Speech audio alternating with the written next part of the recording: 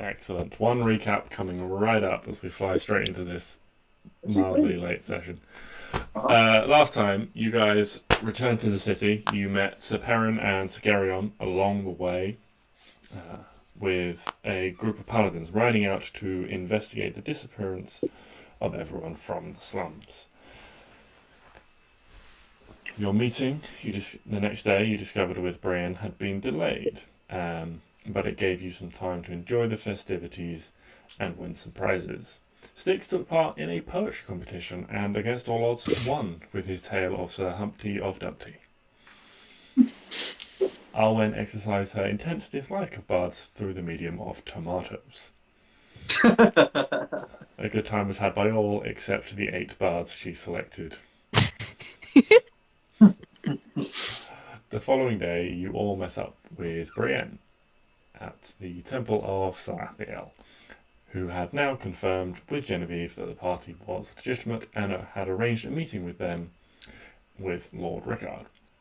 They were given a tour of the temple, Stix using detect magic to determine the small crypt under the temple was still warded against undead. Some of the graves in the graveyard, however, the warding on them had decayed along with the stone to no longer be effective. In the old chapel, there was a stone mosaic of Salathiel depicting slightly differently to the other artworks around the temple, and there was some magic embedded within the stone. They left the temple for their meeting with Brienne. They left the temple with Brienne for their meeting with Lord Rickard, leaving the temple of Salathiel behind them, with whatever secrets it still held.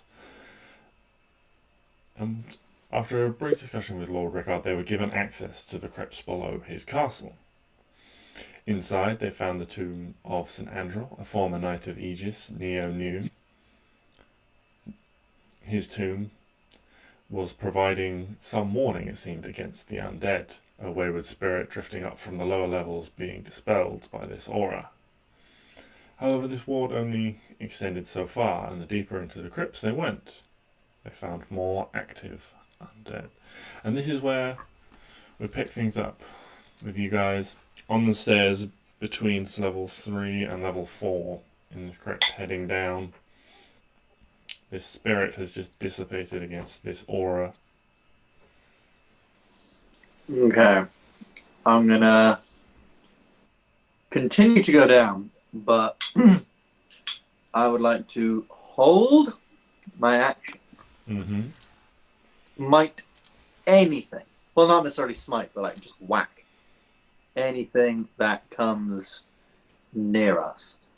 Like any undead that we see that gets within my attacking range is getting hit with my sword. Okay. Wow. So, you progress down. You see another similar room, a similar chamber like before, where the pathway splits left and right. A central chamber running down, and 2 side channels running down, each lined with doors about every 15 feet or so. The stone, as you descend each level, looks fresher and newer and less ravaged by the passage of time as you descend each level. And indeed, as you make your way down, you spot ahead of you some movement in the darkness. You can see on the ground now littered stone and things like that. And down this central chamber ahead of you, you can see some of these doors have been broken open. Something come bursting forth from the inside. Oh. Standing in the middle of one of the corridors, you do see a rotting and decayed skeleton. Just like one skeleton stood. Yes. Or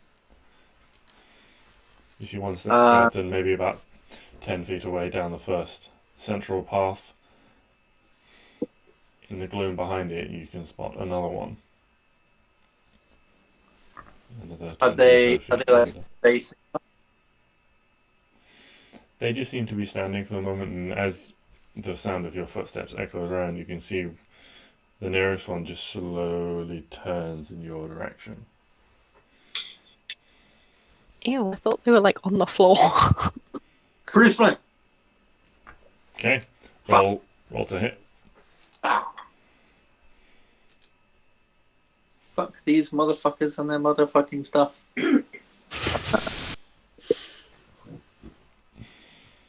Bruce Flynn. 19. Yeah, that definitely hits. Roll damage. You can see this. Ooh, 7. Oh, Not bad. You can see this skeleton wearing remnants or rags of some description. Why is that not updating? I don't know. Remnants of rags of some description. That's not updating either.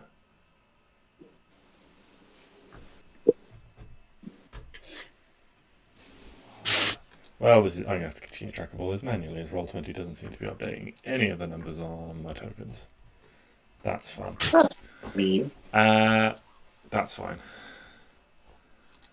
Yes. Are you sure you're pressing enter? When you I do am them? very sure I am pressing enter. I have tried Zach, both. I have tried both different enter keys on my keyboard. you have 2 enter keys? Yeah. Oh, I've re-clicked on it and suddenly all the numbers are filled in. I don't know what's going on there. Huh. Yeah, it's because I've got a number pad on my keyboard, so there's a enter key on the number pad as well as a main yeah. enter key. One of Smells the like... features I like about my laptop, because it also means you get a wider screen because you have a wider keypad. So, nice big screen. So, anyway, yes, 17 damages. You cast this flaming orb down. The skeleton now starts to sort of like swat at itself, patting out the flames that have caught up in the rags that cling to it, and starts to swiftly move in your direction. Can everyone roll me some initiative? Yeah. Fuck this motherfucker in the motherfucking face. Oh no. Beast.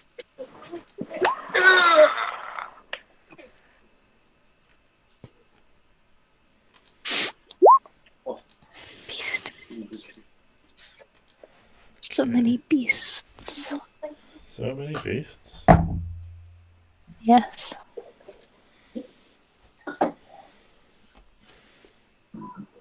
That's the sequel to that Harry Potter book, innit? So many beasts. So many beasts. So many beasts and where they might be. That's my favourite one. So many beasts. It's one about the Muggle world, and it's generally just like foxes and squirrels and shit. Oh, yes. It's a lot less magical. So, Arwen, you are up first. Oh, You no. see there is Ah, a no. skeleton running towards you. It's now moving towards you, and the other one further down the corridor seems to have been attracted by this as well. And as you glance to your left, you see a third one, previously standing sort of still in the corner, turning around as the last remnants of this light small firewall flicked down the corridor by Stix, the torch held in his hand, casting light around you.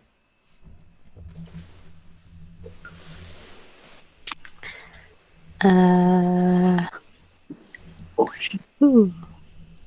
Oh, wait. Yeah. Oh no, wait, yeah, no. So I'm assuming all squares are like 4 by 4, maybe. Yes. Yeah. So yeah, I've sized everything Cool. No, that's cool. so that. What? Sorry. What are these? Those are all the doors in the side. Some of them have been The- broken open. Does this one lead to this one? No, they lead separately. So if you were to, if you were to stick your head in and see one of the closed ones, you'd see a small chamber with what looked like 4 bunk beds, essentially carved in stone on either side. The dead are having a bunk bed party. It's the easiest way to, they're like nooks cut into the wall. Oh. Okay. The dead are having a bunk bed party. Okay, right. I am going to cast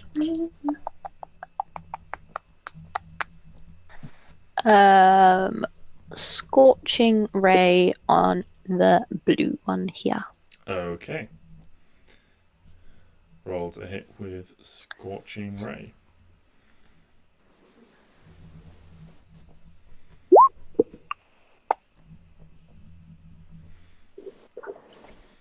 Uh, 15 hits. Excellent. Boop. How many times do I do this? I believe Scorching 3. Ray, you can target up to 3 different creatures, or the same creature 3 times, or... I'm just going to do the same guy 3 times. Okay, we'll roll to hit 2 more times. Oh, Yeah, 25 definitely hits. does the 10 hit? The 10 unfortunately misses. As I'm throwing the flames, Mm-hmm. I would like to say, stay in the naughty corner. Absolutely. Thank you very much. Is your fire damage affected by you being a wildfire druid at all?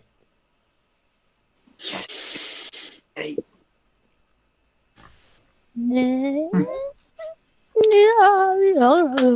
Your fire damage is up because you're a wildfire druid. I don't believe so, but it might just be something I didn't.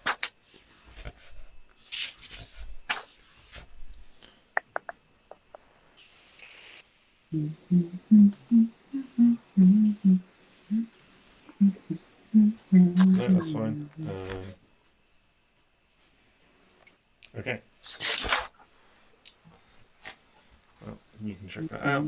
In the meantime, Stix, this red one in front of you is going to go 5, Oh, bring it, buddy. 10 feet up to you and is going to take a slash at you. You can see some of these ones clearly have been buried with old weapons and it's holding this like rusty axe in its hand. And it launches itself at you quite ferociously, almost with no sort of regard for its own safety. In a reckless manner, one might say. Ah. That is an unnatural 20 to hit. Yes. That would hit one yonder stick. And that is 7 slashing damage you take as this creature launches itself at you. But as a seasoned fighter, you can quite clearly see that the undead has left clear openings in its attack for you to exploit on your turn. Is this the one that I threw? This is the one that, yes, this is the singed one that you threw. Cool. Okay, yeah. Okay, yeah. Making sure. Okay, cool. Then he gonna get it. He's gonna get it.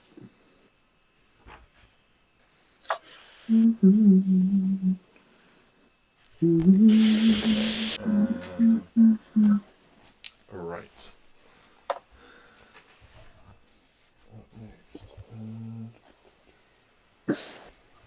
Okay.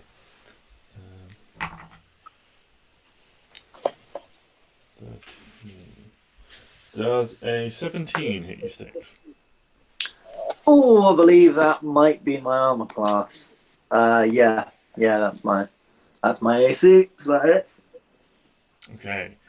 This bolt of electricity lances almost out of nowhere, and as it does so, at the end of the arc, this small, glowing, tiny, like glowing yellow orb appears. Oh, You take. what these motherfuckers are. You take 10 lightning damage. Yep. And it just hovers there, sort of like the glow in it almost intensifying.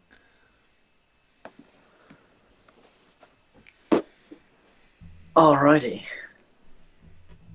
Yeah, motherfucker. Alright. Okay, but you are up now, Stix. Alright, well, I'm gonna sort of charge up to this. Oh no, I'm not really gonna charge up to anywhere. But I'm gonna whack this guy in the face with my sword. So long sword, 14. 14 hits, yeah, they're not well armored. Any Oh. protection that they had over time is decayed. 8 slashing damage, 7 radiant damage. I'm not smiting, not just yet. I don't feel like it's necessary. And 27. I'm assuming it's a 14. Definitely 27 still hits. generally hits. Yeah. 13 slashing damage and 7 radiant damage to a grand total of 20 damage on that second strike. And as you cleave down with this second strike, just the axe handle just like shatters in his hand, and you cleave this skeleton into an inanimate pile of bones once more. Fantastic. Anything else on your turn? Yes, I would like to charge up to here. No. I think I'd like to stay where I'll stay where I am, see where everyone else wants to move before I pick a lane. Okay. Literally. Yeah. And that's me. Okay. In which case, this one is going to move 5, 10, 15 feet up to you, Arwen. Oh. Yep. And is going to make a reckless attack against you. That's a d12. Yes, roll the d12. That's a good plan. That's unfortunately a 22 to hit with advantage. And max damage on that one. Moving maybe slightly quicker than you anticipated. This one runs up to you, and with the weapon it's carrying, you take 15 slashing damage as it just sort of throws itself at you with almost no regard for its own safety, being undead. That was at Arwen, right? Yeah, that was at Arwen. Yeah. Sorry, we were having camera issues. That's all right. Yeah. But that's what it does on its turn, and we move to Neo. Can someone pick up Neo for me? On it. So Neo will go like, oh shit, there's people over here, but they're just scary boys. We'll be fine. And he's going to take a peer down this corridor. He's going to take a quick little glance, a little look-see. Mm-hmm. Is there anything down this? If he was to move like there, would he see anything? No. Appearing down that one, he doesn't see anything. Then Neo is going to go like, I'm going to get on the flank. 10, 15, 20. And like 25 is there. 30 is there. Yeah. And and then he'll dash, I guess. 5, 10, 15, 20, 25, 30. See. He'll just start planking his way down the corridor, ready to get on a bit of a flank. And yeah. Yep, that works. Yeah. Okay. In which case, some things are going to move, but it will then be Clary's turn. The only thing you'll notice is this one skeleton coming down. Yeah. Coming down the corridor towards you.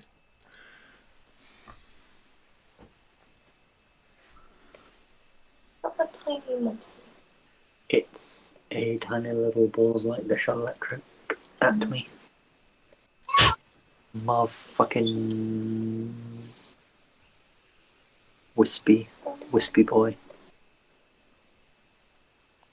that I'm going to call Will. Will. Yeah. And it's Irish, so its surname has got to have an O in front of it, so I'm calling it Will-O-Wisp. I knew where that was going. Oh, took me a second. I wasn't It's paying full it's- attention, so it's like, It's literally what I call it.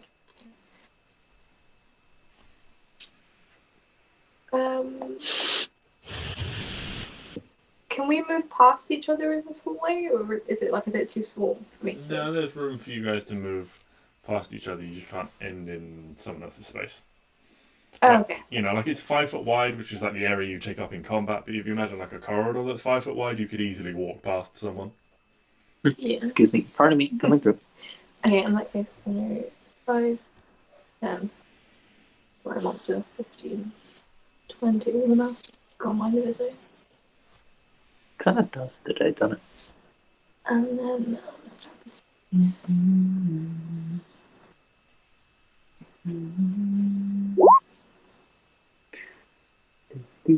Yeah, 26 definitely hits. Just make me a quick acrobatics check to try and, like, while you can move past friendlies fine, just try and maneuver past this, like, skeleton.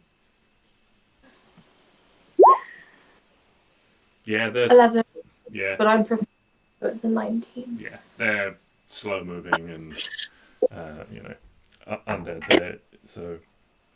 It tries to stop you, but you quickly, like, nip, sort of, like, feint around it and get on the other side. So you can make your attack with advantage. 26 definitely hits. 15 damage. 15 plus 17 is 32? I guess 32. Yes. Yeah. And so you dart in, driving this dagger in, and then give it a twist as you pull it out. There's this spark of electrical energy, and this, almost like you sever a connection within it, this skeleton just crumbles into a pile of bones on the ground. Very nicely done. And then, has anyone looked down the one on the left yet? Nope. Okay, then I'm gonna just peek out and see if I can see anything. Yeah, peering down this one on the left, you can see that there is indeed another skeleton moving towards you at a pace, having been attracted by this commotion.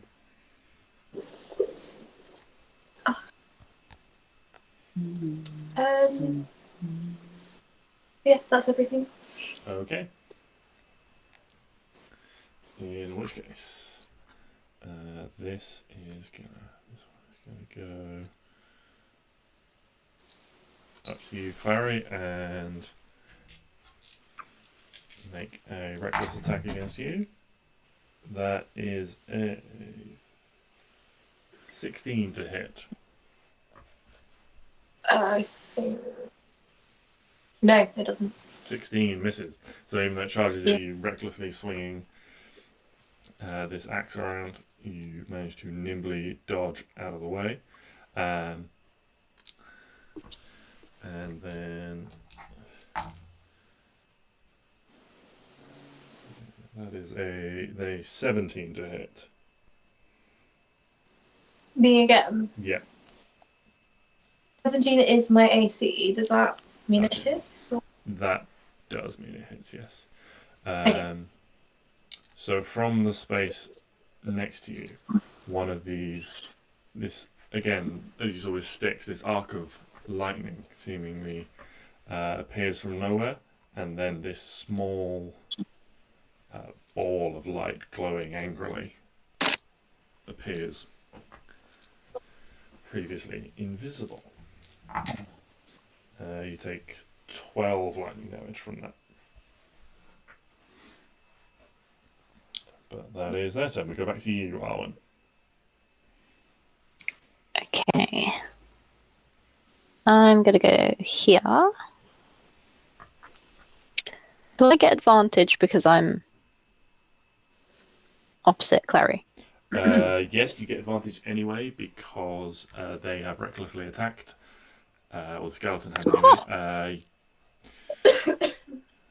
The wisp will get an attack of opportunity on you, moving around like that. Okay, yeah. Go Okay. for it. So wisp, that is a 16 to hit. Yeah. Okay. And 14 lightning damage. Ew. So that's... So that's the little wisp. Ew. Okay.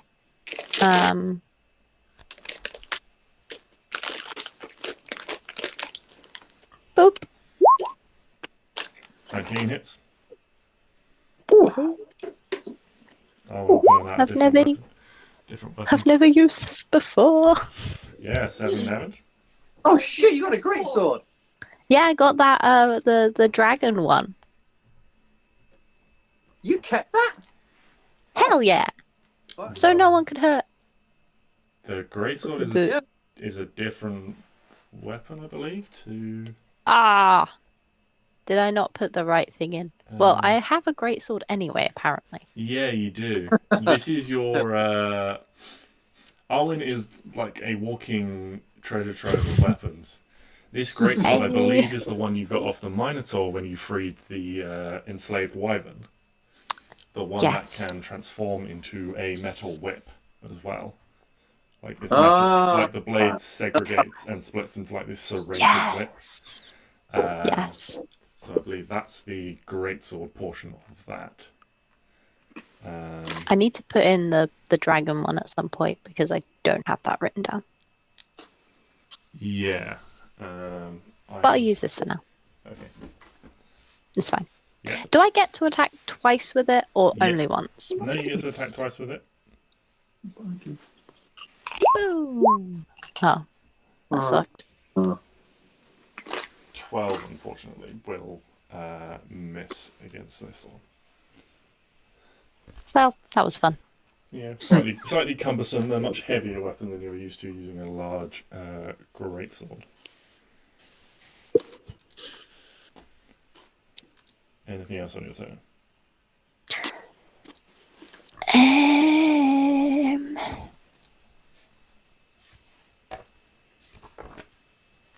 No, I think I'm good. Okay. In which case we go to red, and it's just a wisp, which is going to move up against you, Stix. 14 to hit. As arc of electricity shoots out towards you. Prepared for it, you dodge comfortably out of the way, and it sort of like sparks against the stone, leaving a slight scorch mark on the wall behind you. But you are up, Stix. Alrighty. Where's the little wispy boy? The wispy boy is just to your right. He is going to fucking get it. 18. No, sorry, it's against the wisp. That unfortunately misses, being so small and darting around so quickly. The wisp is very hard to hit, and though you're slashing at it, it's moving around very fast in the air. Oh my god. I'll try again. Now shitting myself. Oh, wait. Yes. 21. Oh, thank god. Okay. Oh, that's pretty good damage. 12 slashing. Yeah. 6 radiant. Yeah. And these guys are quite hard to hit, so I am actually going to expend a second level spell slot. Okay. To- That would to be deal- 3d8. Are they not undead? Sorry, 4d8. Uh-huh. But I will tell you now, 4d8 is with the damage you've already done, 4d8 will kill it. Oh, for fuck's sake. But yeah, as you swing through it, the radiant light of your sword combining with it, it just sort of flashes and sparks and momentarily dazzled, but no ill adverse effects long term. And then I would like to get up to this guy Mm-hmm. and just sort of stand there holding my ground a little bit. Yeah, no problem. We'll go to Neo then. Neo, hearing all the clanking and the slapping, is like, don't worry, guys, I'm on it. 15, 20, 25, 30. Nope, miscount. 5, 10, 15, 20, 25, 30, 25, 40, 45, 50, 55, 60. 21 to hit Neo. Motherfucker, what? Who saw what, where, when, why? 7 lightning damage Mother. as he's running down the corridor, and a spark of lightning appears. Mother shit. Fuck. If you want to take back some of his movement, you can. Or you can have him keep running. It's up to you. Where was he hit? He would have been hit when he was essentially here. Oh, when he was like here. Yeah. Okay, yeah, then he... Oh, you know what? In fact, he will stay there then. Okay. Because I'm assuming he would have seen this thing So running. it was invisible. It makes its attack. He gets damaged and it reveals itself. So yeah, he can turn around and comfortably see this. Okay. You know, like when they reveal themselves, they do shed light. They are like torchlights, so they light up the air around them. Where was he? He was here, right? So 5, 10, 15, 20, 25, 30. No, and then he'd already decided to dash by the time he got here to get the opportunity attack. So I think he will just then be like, fucking nope. 35, 40, 45, Okay. 50, 55, 60. And just keep going down here and out, guys. There's weird light balls. Or whatever he would say. And then, Okay. yeah. Alrighty then. That is about the summification.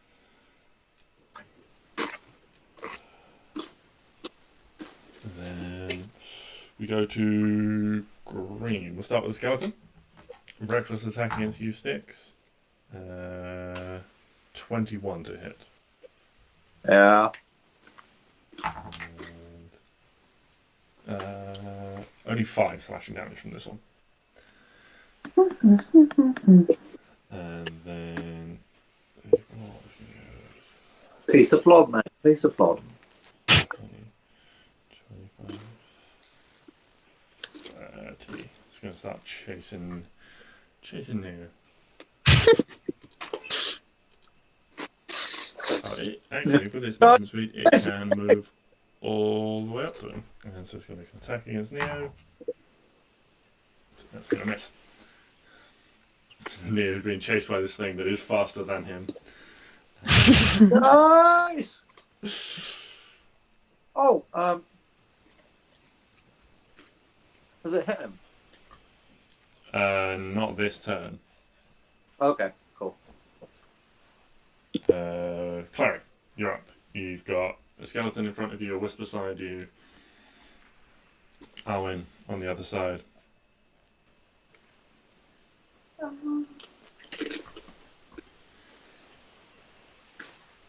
The skeleton in front of me look like, is he looking Arwen weak? hit him once. He's looking okay. I mean, if you wanted to use a say a bonus action to like make like a medicine check or something, I guess, to like try and determine how damaged he was, you can.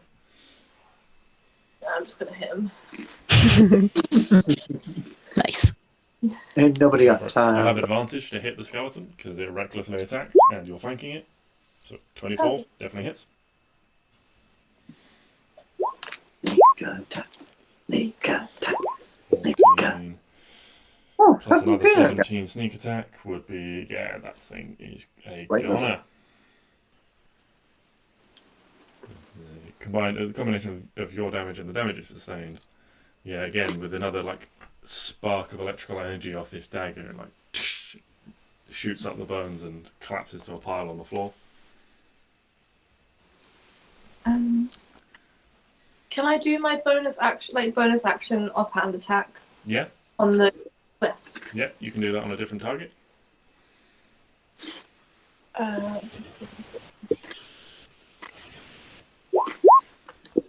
19 just hits. This thing's very fast, but you are also equally fast. That's 3 without my modifier. 3, okay. And the bone dagger is non-magical, so that is halved to 1, unfortunately. At least it's damaged. It is damage. Yeah. Yeah, as you like try and stab into it, it glows like a little brighter. You will get the sense that you've made it mad. It made me mad. I mean, that's fair. At which point, it's gonna. If that's everything on your turn, Yeah. okay, it's gonna try and shoot some lightning at you. Yeah, that's gonna be a 21 to hit. Yeah. And 10 lightning damage. 5 lightning damage. 5 lightning damage. Thank God for them. I'm gonna get hit for another one. 20. That's his turn. Arwen, what are you doing? Does a great sword have reach? It does not. Oh, okay, cool. Just making sure. That's alright. Just gonna go here and give this little orb thing a whack. Go for it. New sword. Have the fun. Oh wait. Oh, it's fine. You don't have advantage on the roll. No, I don't. But it's fine because my first one worked anyway. 23 does it. Die, mosquito. 7 in slashing damage. This one hasn't taken it. Oh no, it has taken 1 damage. I do apologise. So Yes. It took 1, Yes. and that's all it takes. yes. So that is. That's all it 9 needed. damage. Boom. That definitely hits. Ain't nothing wrong with that. Yeah, I always get into the swing of this greatsword now. So that is 9 plus another 14 makes that 23. So yeah, as you thrust with this greatsword and you get the grips and you bring it out and bring it up with a big uppercut, and there's another like flare of light. You and Clary are both momentarily dazzled as it is dissipated into nothing. Aww. Is there any... Any more movement? Hold on. Any Oh, movement or where's bonus the actions? thing? There's none of the crit things that do anything if it dies, does it? Is there? No, There. it's dead. You don't get more crit than dead. Well, I was just making sure that your rule things if I could roll a d8. I mean, you can if you want. I'll look up the thing and tell you what you would have got if you'd like. No, Crit. no, it's fine. You sure? Yeah. Okay. I was just making sure there was no stuff. I mean, it may be dead, but it could still technically be pushed 10 feet away. Yeah, exactly. Into the wall with you. Make you extra dead. Any more movement or bonus actions? Can I... I'm going to go... what did I do? 5, 10, You did 5 15. feet of movement. I'm just going to go here. Okay. Yeah, as you're moving down, you can see that some of these have been opened, and you can clearly see there's like debris on the floor where they've been broken down from the inside. There is no more red sticks. Yeah. All right. Going to give this manual what for? Yeah. I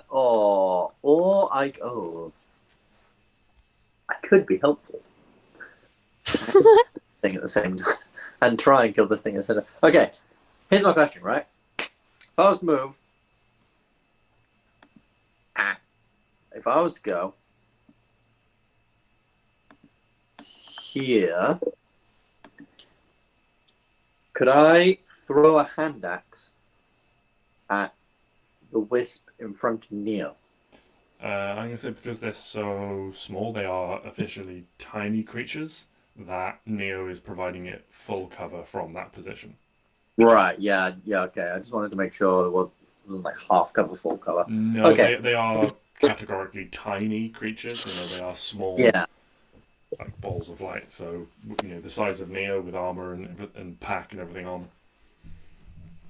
In which case, I'd like to get here so I can't get flanked. Although I can get flanked, but I'm just going to get here anyway, block off the corridor. Actually, no. I'm going to get around here so I can be a little bit closer to Neo if the time comes, although I'm sure he probably has it. And I'm going to try, as I'm twirling around this thing, I'm just going to use my momentum and try and whack it one. 17 17. hits. Actually, not. You'd have advantage because it recklessly 19. 12 plus 2. 14 damage. And 28. Thank God for advantage. 28 does it. What does recklessly attack mean? So they have recklessly attacked, which means they've taken no care or attention for their own defense, which means they get advantage to attack you, but you also get advantage to attack them. It's a feature only certain things. Barbarians have it as a class feature, and some monsters get it as well. It's not something available to everyone. It's like an ability. Ben also gets it as a feature in his everyday life to do things right. I'll tell you how many times I had to put him out from like walking in front of the car. No. But 14 I was plus right. 8, So 14 plus 8. 22 damage total on your turn, unless there's anything else coming. nope. That is pretty much it. Yeah. Okay, 22 damage total. Okay, so that's everything on your turn. Like tomorrow. Yeah. Okay.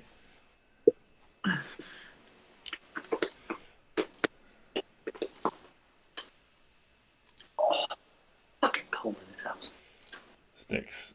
Light suddenly flares next to you as another wisp appears, accompanied by a spark of electricity. It is a 21 to hit. And you take 9 lightning damage. I disagree. Okay.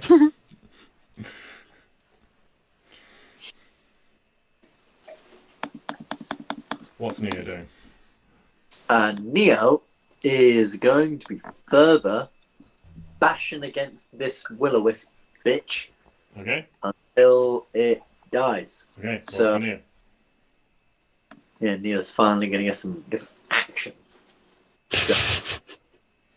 Not in that way.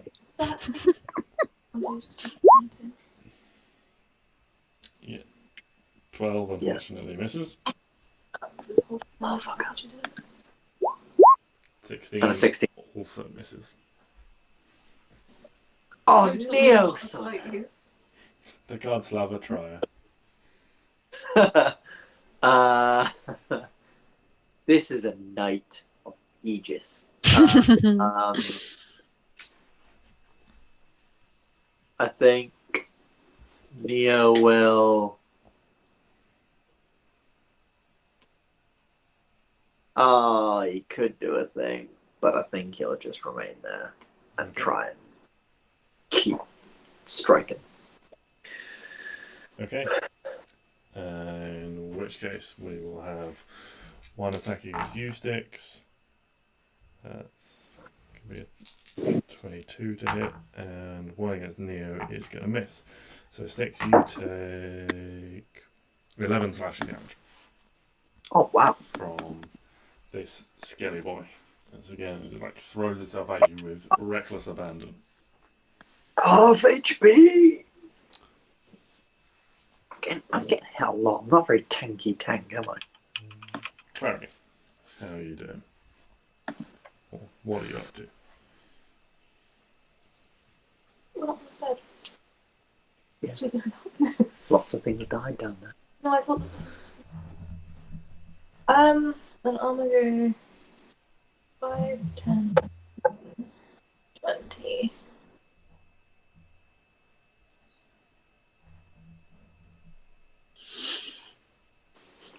If I throw a dagger, do I get that because and friendly is near that? Yes. Yeah. Also, if you're throwing it at the green one, you would get sneak attack because you have advantage on the roll because the green one attacked recklessly. Oh. But if you're throwing it at the wisp, then you still get sneak attack because Stix is within 5 feet. The green one, sorry, the blue one. Yeah, I'm gonna throw it at the blue one. You throw it at the wisp, okay? Yeah. So that's just a regular roll, but you do get sneak attack if you hit. Oh, that's not advantage. No, you go. To hit the wisp, no. To hit the skeleton, yes. Makes sense. Maybe I should hit the. No, I'm gonna throw at the skeleton. Okay. Might kill it in the first thing, and then you can hit the other one for free.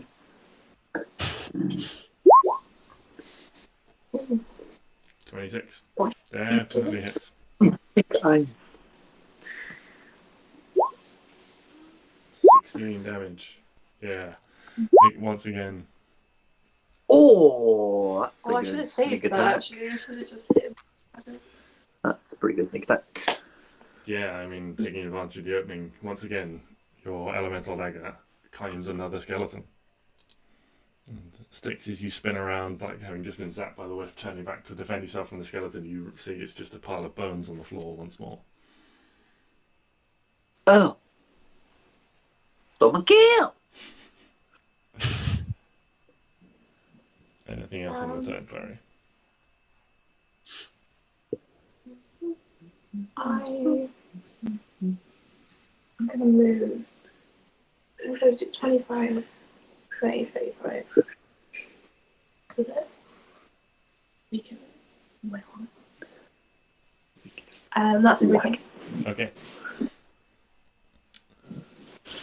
And if that's everything on your turn, then we go back to Arwen. 5, 10, 15, 20, Oh, I don't want to think about 30. fucking wisps are in this goddamn place. Did anything hit me as I ran past? Nope. Excellent. Cool. Well, I wasn't expecting that. Okay, you've moved 30 feet. Yeah, I have. You've got 10 feet of movement left. Oh, damn, I do! I forget. Ta-da! Now have I been hit? No, Wah! you can use your Wasn't action to expecting dash that if you either. want. You've got bonus action. No. No? Okay. Nah. Red's all gone. Stix, you're up. There's a wisp in front of you, shedding light around you, and there's a wisp down the corridor, engaged with Neo.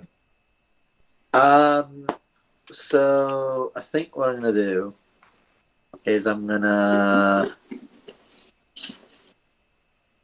I'll take out this one super quick. Won't even spend a second thought on it. Dad, I don't need advantage. Alright. 10 minutes. Hit for 11 damages. Is it alive? It is alive. Well, then I will finally move around this way and go, aha! And once again, use the spinning momentum. And there you go. need it for 2 19s. And with that, 18. another light is snuffed out, and it gets a little bit darker within. So that was 5, 10, 15, 20, 25, 30. I'm going to get here for Neo to have Okay. a little bit of advantage. Alright, Neo's turn. And then Neo is going to be very, very mad because he realizes these are just small little balls of light that he can't quite hit. Like one trying to catch fireflies who can't catch fireflies. And he's going to swing with advantage. No, wait, no, there should be with advantage, so I'll just roll again. Yeah, 23. 8 slashing damage. Mm-hmm. And 19 just hits. 12 slashing damage. 20 damage total. And gonna do 1 smite because he's pissed off. 15 radiant damage. Yeah, with the second strike of the halberd, it just pierces through, and this, again, light just pops. A little bit dazzling, and you look around, and everything's now quite dark. The only light being Stix's torch. Guys, why are fireflies in an undead place? Wait, yeah, can I make some kind of check to try and see if I would recognize as a sort of paladin-y person what these Yeah. things might be? Yeah, you can make a religion check if you like. Yeah, I'm gonna say there's some kind of religion thing. Religion That or didn't history. click. Oh, I'm shit at both, I'm gonna be honest with you, JJ. Yeah, So, shit at both. not sure. Not sure. Yeah. I am a failure. Well, they're fireflies. We just killed a bunch of fireflies who teamed up with skeletons. I don't think fireflies actually have anything to do with fire or lightning. Well, it's a magical world, Arwen. I'm just saying. Lots Okay. of crazy things happen. We've literally met a dragon made out of amethyst crystals and another one made of stone. I was nearly turned into a dragon thingy. If you're telling me that in this crazy world of magical mysteries there isn't a firefly somewhere that can't shoot lightning, then you're wrong. Okay. I stand corrected. Well- Apparently. Using your lack of evidence as evidence.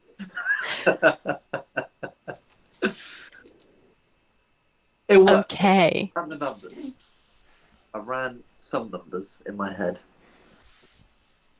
I guess we push on.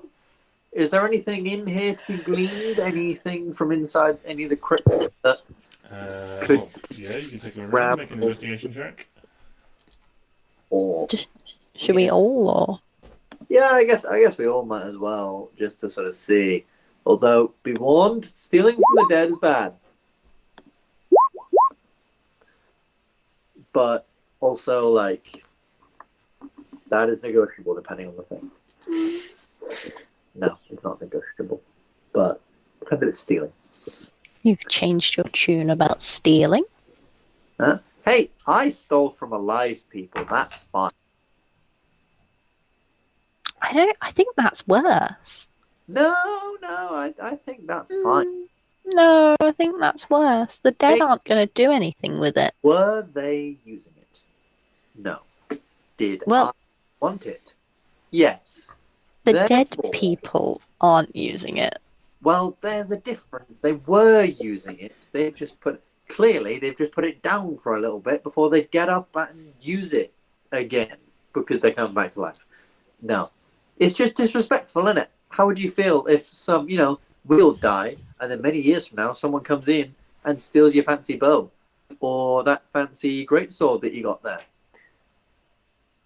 Finders keepers, losers weepers, I guess. I mean, if they want to pry it off my cold, dead hands, fine, but they will have to. Arwen will become a lich, and they will have to literally try and pry it off her hands. Yeah. I can fully imagine that. Like, Stix and Arwen know that one day they're gonna have to like duel it out because Arwen wants to live forever, and Stix is like, no, bad. I want to see my child grow up. Oh, that's actually It's all I want. really adorable when you think about it. Exactly. Can't fight with that. I mean, I can, but now I just have to fight a black dragon as well. A little bit harder.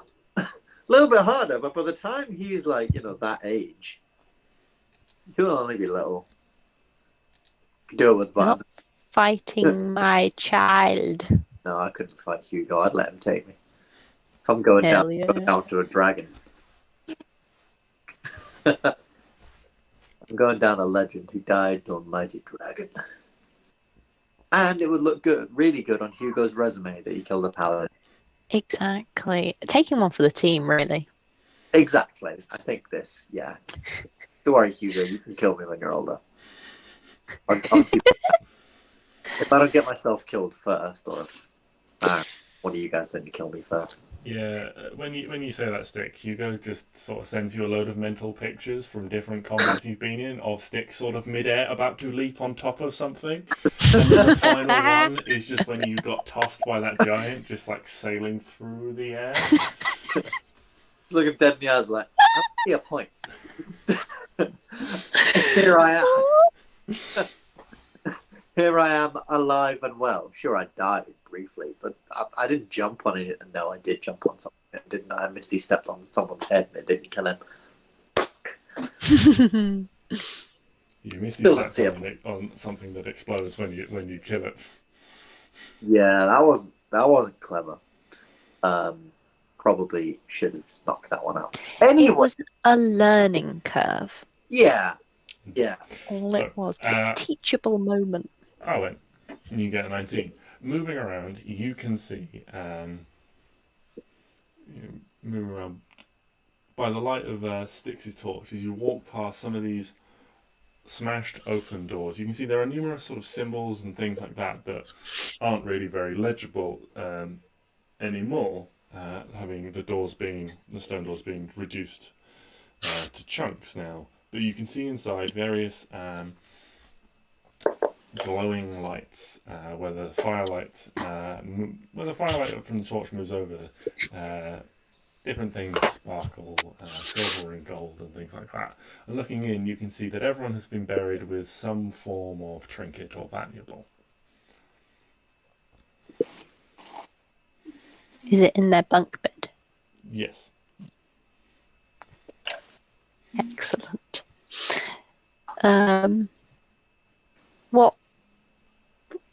What silver trinkets do people have? It varies from person to person, but you can see necklaces, rings, those jewelry generally of that description. Maybe a few of them have ornate like daggers and things like that. That look quite nice, but look more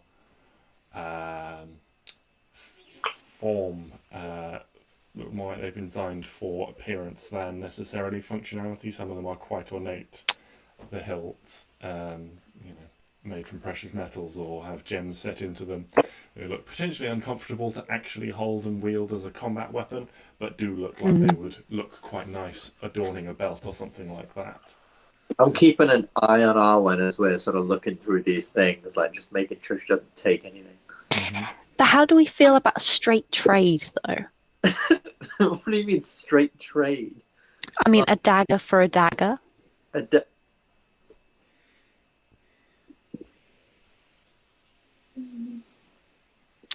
don't know. It still feels sketchy somehow. I don't. We'll see. Okay. It says something cool. You know what? Here's my thing. I have a set of dice. If you roll higher than me, you can take it. Okay. If you roll higher than me, you can take it and leave a dagger in its place. Leave it up to the god, the fates.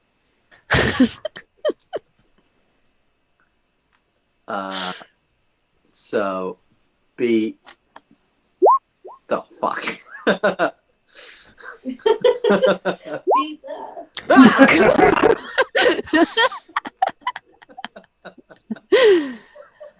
Fine. I guess I'll be new daggerless. Alright, let's go. I'll walk on. As you Down. do so, Neo bends down and picks up a slab of stone from the floor, He's stealing. and he lifts it up and like turns it around and shows it to you, Stix, and saying, "Stix, is that not your god lady?" And on it, you can see like there is sort of like half the symbol of one of these crests. All these doors have sort of one or two sort of like family crests on them, but this one, the piece on the floor, has in gold this cornucopia symbol of Zuriel. Oh, shit! What's the name on it though? The name on it you can't tell. Just been smashed into pieces. But part of these fragments has what looks to be like part of this new. Yeah. There's another one on the floor that also has a bit of this gold on it. It So just what looks I'm like gold gleaming paint. from, like, is this must be a place where like warriors have been buried, potentially like place where paladins have been buried. Famous not necessarily famous warriors, but warriors of faith. We've seen that one for who the we've seen like ones for Salathiel and now Zuriel. This it definitely seems. You haven't seen any other religious symbols down here. No, sorry. Yes, we saw one of the Knight of Aegis. Yes, other than the Knight of Aegis, but most of the other symbols on the doors that you've seen look to be family crests of some description. Oh, so this is like and they're different family crests. They're not like like you'll get like a sequence where there's a few in a row, and then there might be one where there's two different family crests on it, and then like further on there'll be like a joining of those family crests, and you can almost see like an evolution of these as like families have come together and joined elements of the crests and things like that. These ones stand out by being distinctly different by having there's none around them. There's just this one that has this symbol of Zuriel on it.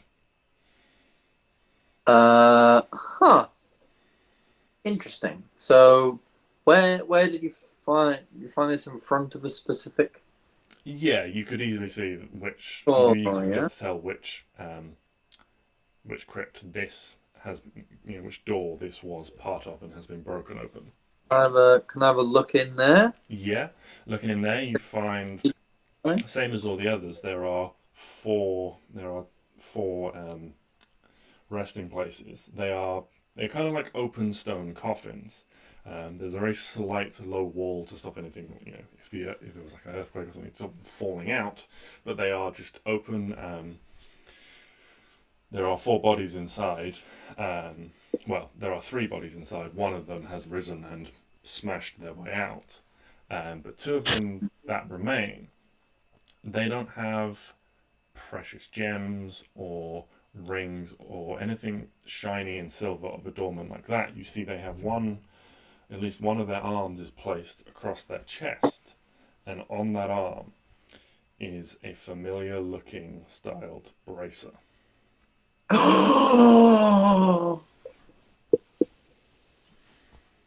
Is it the cool fucking arm bracer thing that Amorous gave me? They look to be slightly different styles. You can see looking at them, one is on the above and one is on the below. They are slightly different styles, but yes, you can see on them, like stitched into one of them in like a silver metal thread, there is this cornucopia symbol of Zuriel. I like to think that I've gone in there and had a look around and seen this, and then I've walked out wearing it, and I'm just like, not a word. Okay. A man can change. But yeah, I would okay, and I will. But before just like outright taking it, I'm just gonna like kneel down. Yeah. I'm gonna pray to the guy and be like, "Hey, Okay, so praying makes it fine. No, no, it's gonna be like Praying Stix justifies the Stix stealing. kneels down to pay respects, and Arwen like places one hand on it, and Arwen's just livid, and Neo's there just like holding it. Let him pray first. Just like a hard. I'm just like, hey, I don't know who you were, but I too, like you, am a warrior of Zuriel, and I gained one of these, but sadly lost it. And I was hoping to maybe take yours. Mine has been lost to a great enemy that I was facing, and I hope that maybe you will forgive me. Maybe Zero will forgive me. Maybe all the gods will forgive me for taking yours. And I'm sure, as probably a fine warrior yourself, you would want this item to be used to protect the land. So I'll slowly take it off, and I will put in there instead something. I don't know what. Something. When really quickly, when he's like slowly reaching to get it, can Arwen just go, "Blah!" Die, you fucking. He said no.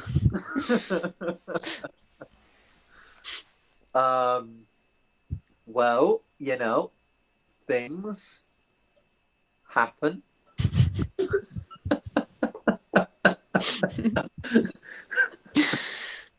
Gotta be honest, Arwen. I have a +1 constitution. My spine is easily breakable.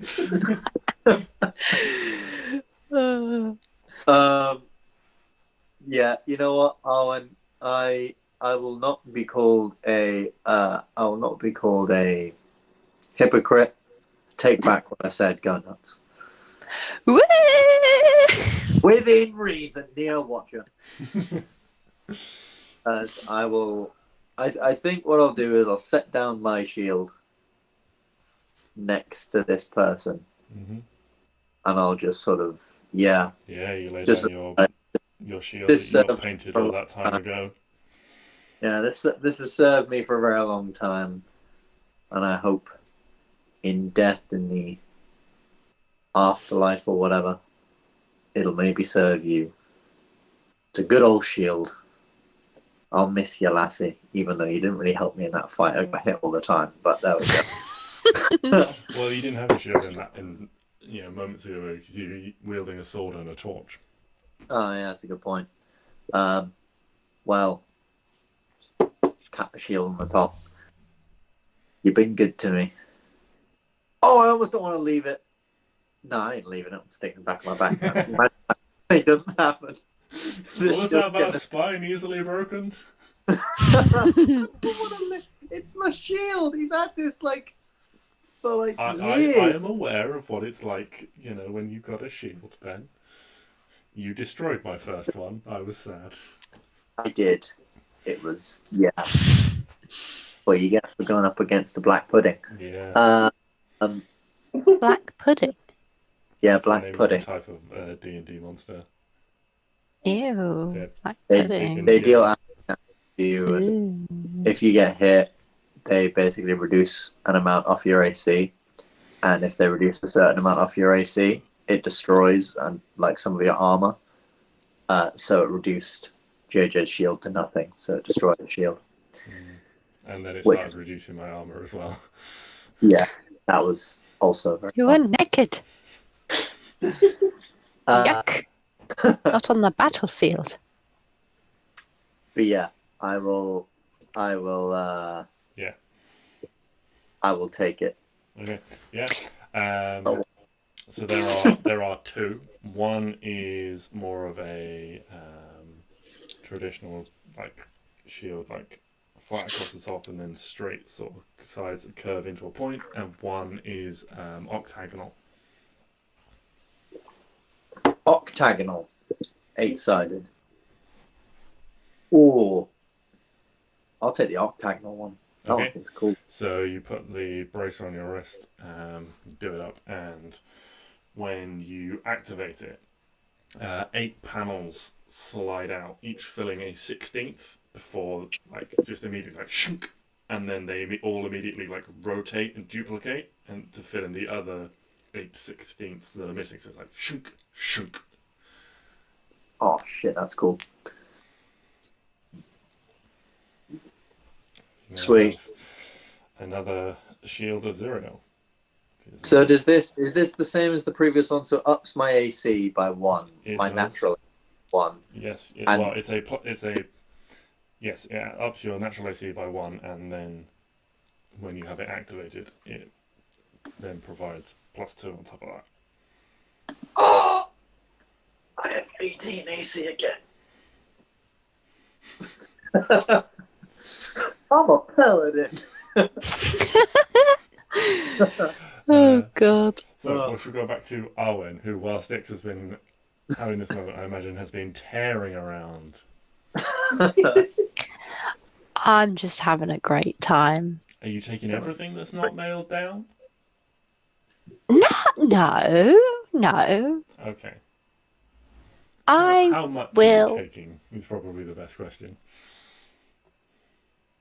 It depends. Is there anything that's pretty, but not like gemmy? I don't want gems. That's so ugly. Yucky. It's not me.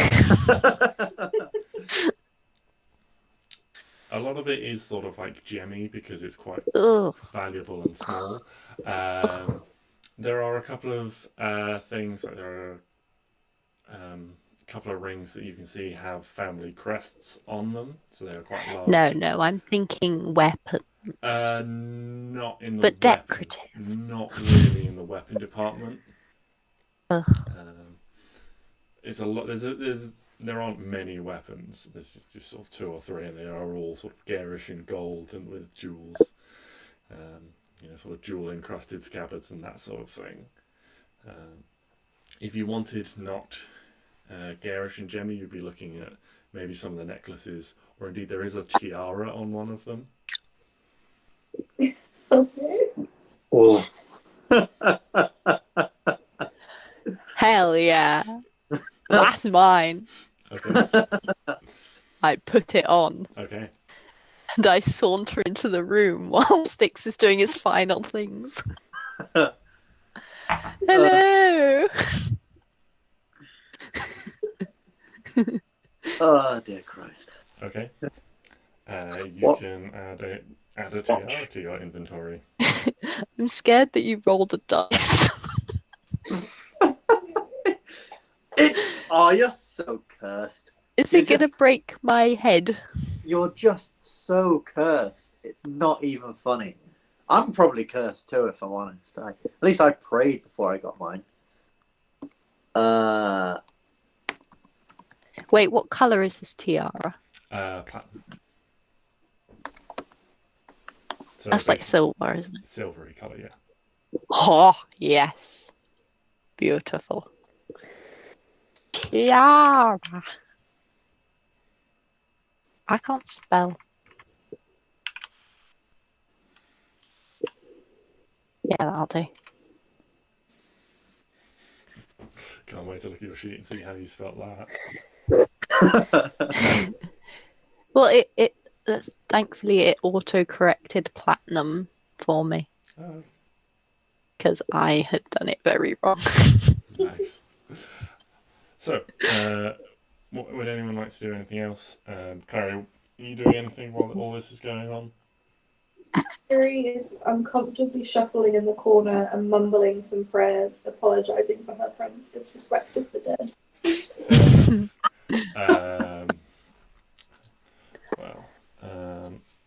I am knighted.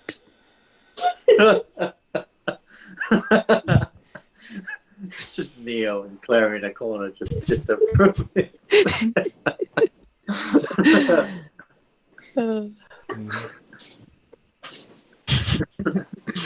Like, we died.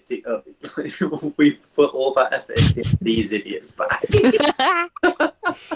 Just so that we could do this. You two, of all people, should have more respect for the dead. I am respecting the dead. That's why I'm leaving. No, I can't leave that. That's why I'm. I pray. It's like I'm gonna. I no. Put it down. Pick it back. Yeah, I can't do that. They might have been a dick while they were alive. Therefore, we're doing a good thing. And I think that if I was to meet this warrior face to face and I thought, hey, you're dead, you can't physically use this thing anymore, but I can, and I'm trying to save the world over here, I feel like he might understand. Mm-hmm. Yeah. While this is going on, Neo will like look at you, Klari, and give you 10 of his lay on hands just to heal you up a little bit. Oh shit! Yeah, I got hurt really bad.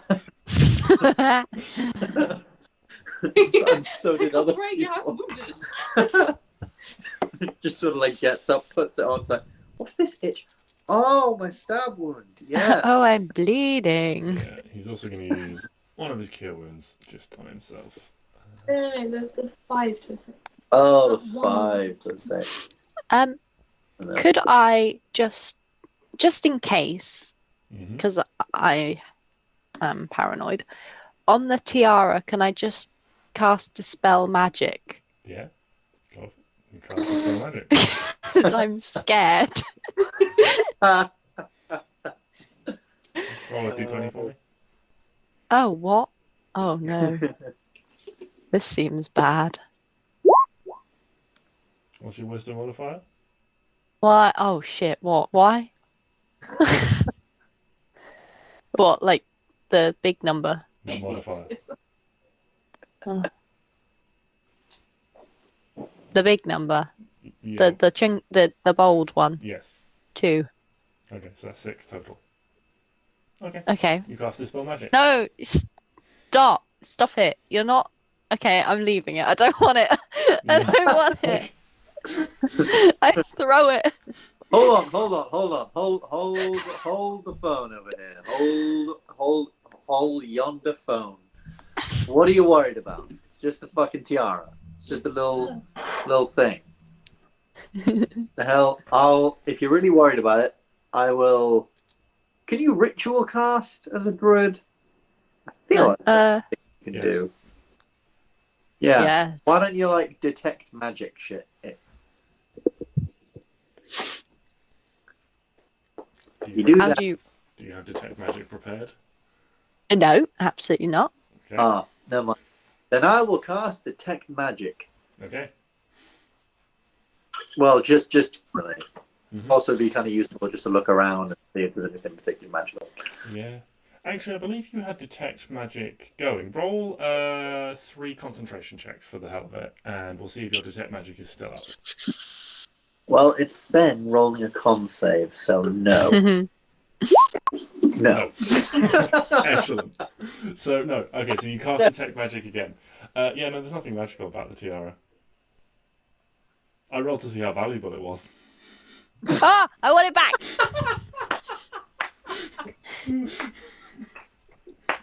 You just met...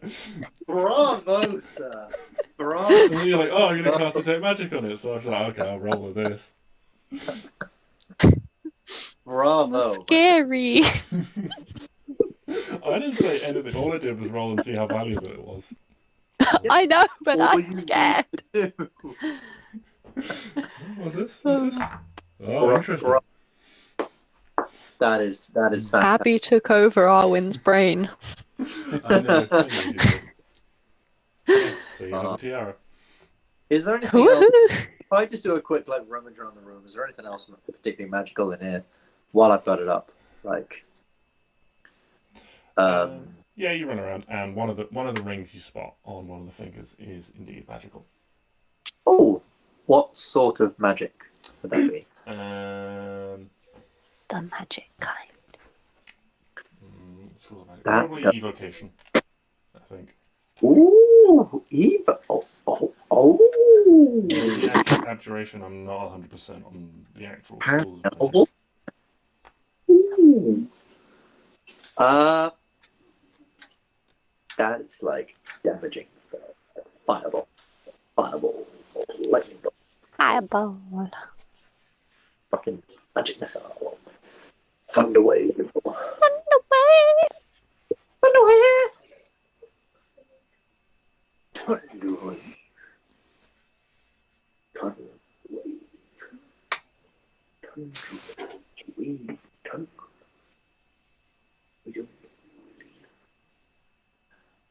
Oh, there's a ring. Do we want? We don't want this ring. I'm not taking this ring. I took that one thing because I felt like it was a Zuriel thing, and that makes sense for me to take. But I ain't taking shit. But I will just point out there is a magic ring right there. Don't encourage Arwen. Hey, if she does it, we don't go to hell. She does. I am prancing around with a tiara on. It's like, I am praying real hard to save your souls right now, but you're not making it easy. There's Arwen just like fucking like at like, you know, Disney animation style, just flowing through this dark crypt like. Forest creatures like dancing around. Yeah, just all these like undead creatures and stuff just following around. It's like a dead bird just lands on her shoulder and she's like la la la la la.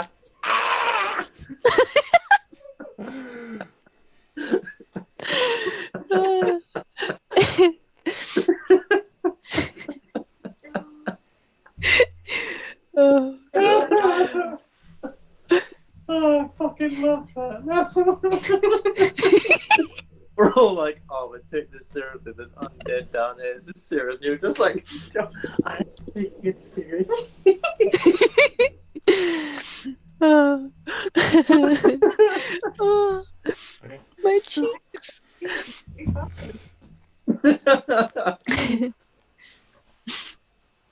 Oh. Well. So, one of the rings is magical. Yeah. Well, there is a magic ring there.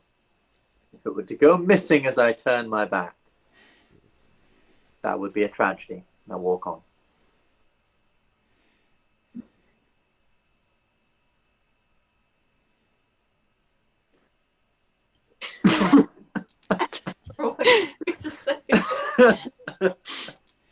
I do a pirouette.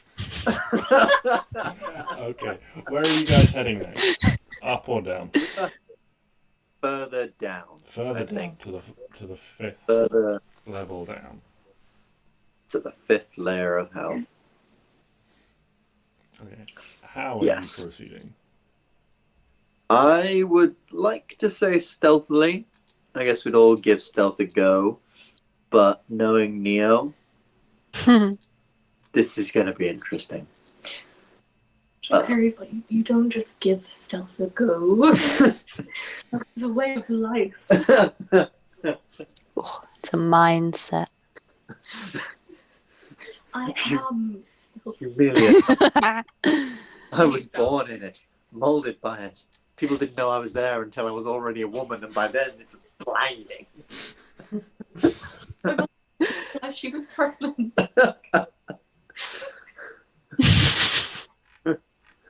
Oh well, yeah. Let's go.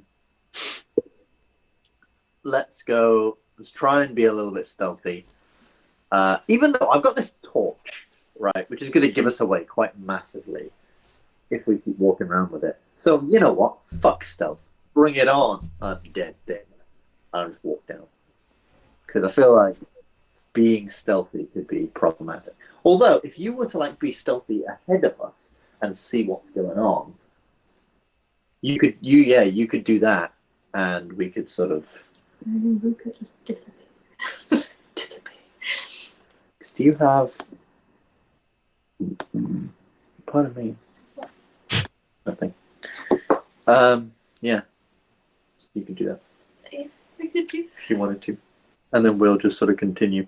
Because also, I know no matter how many times I say stealth, If I say it Not enough really. times, I'll manifest it. Okay. So, Clary, you're sneaking ahead? Yeah. Okay, roll a stealth check for me. And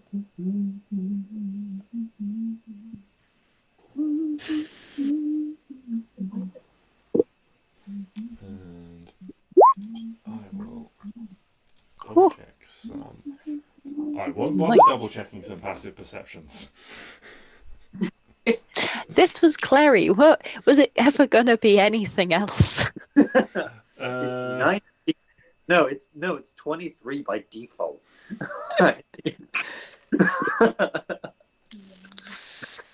Do I even need to roll anymore? You have to start giving shit like the 11 feet just to keep up.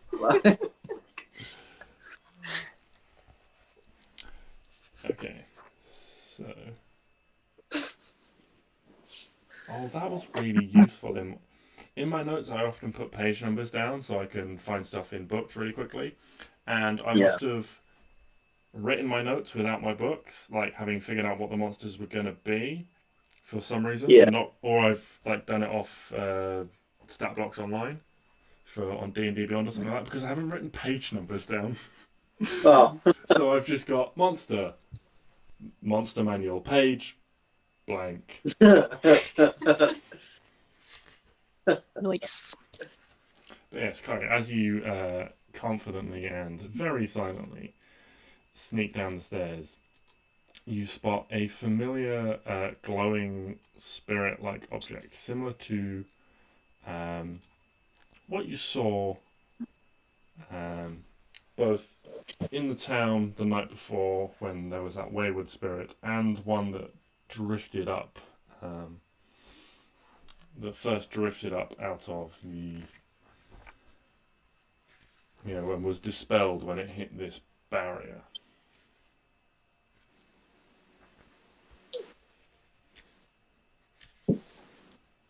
I'm gonna sneak back to you guys and tell you what I saw. There's some ghostly dudes. Ghostly dudes. That's never good. Alright. Oh, fuck. One of them things in the corner. So, peeking in, you can see patches of shadow where, even with your dark vision and the light cast by your torch, there just seems to be no light punctuating these spots. Oh, shit. Okay. And is it...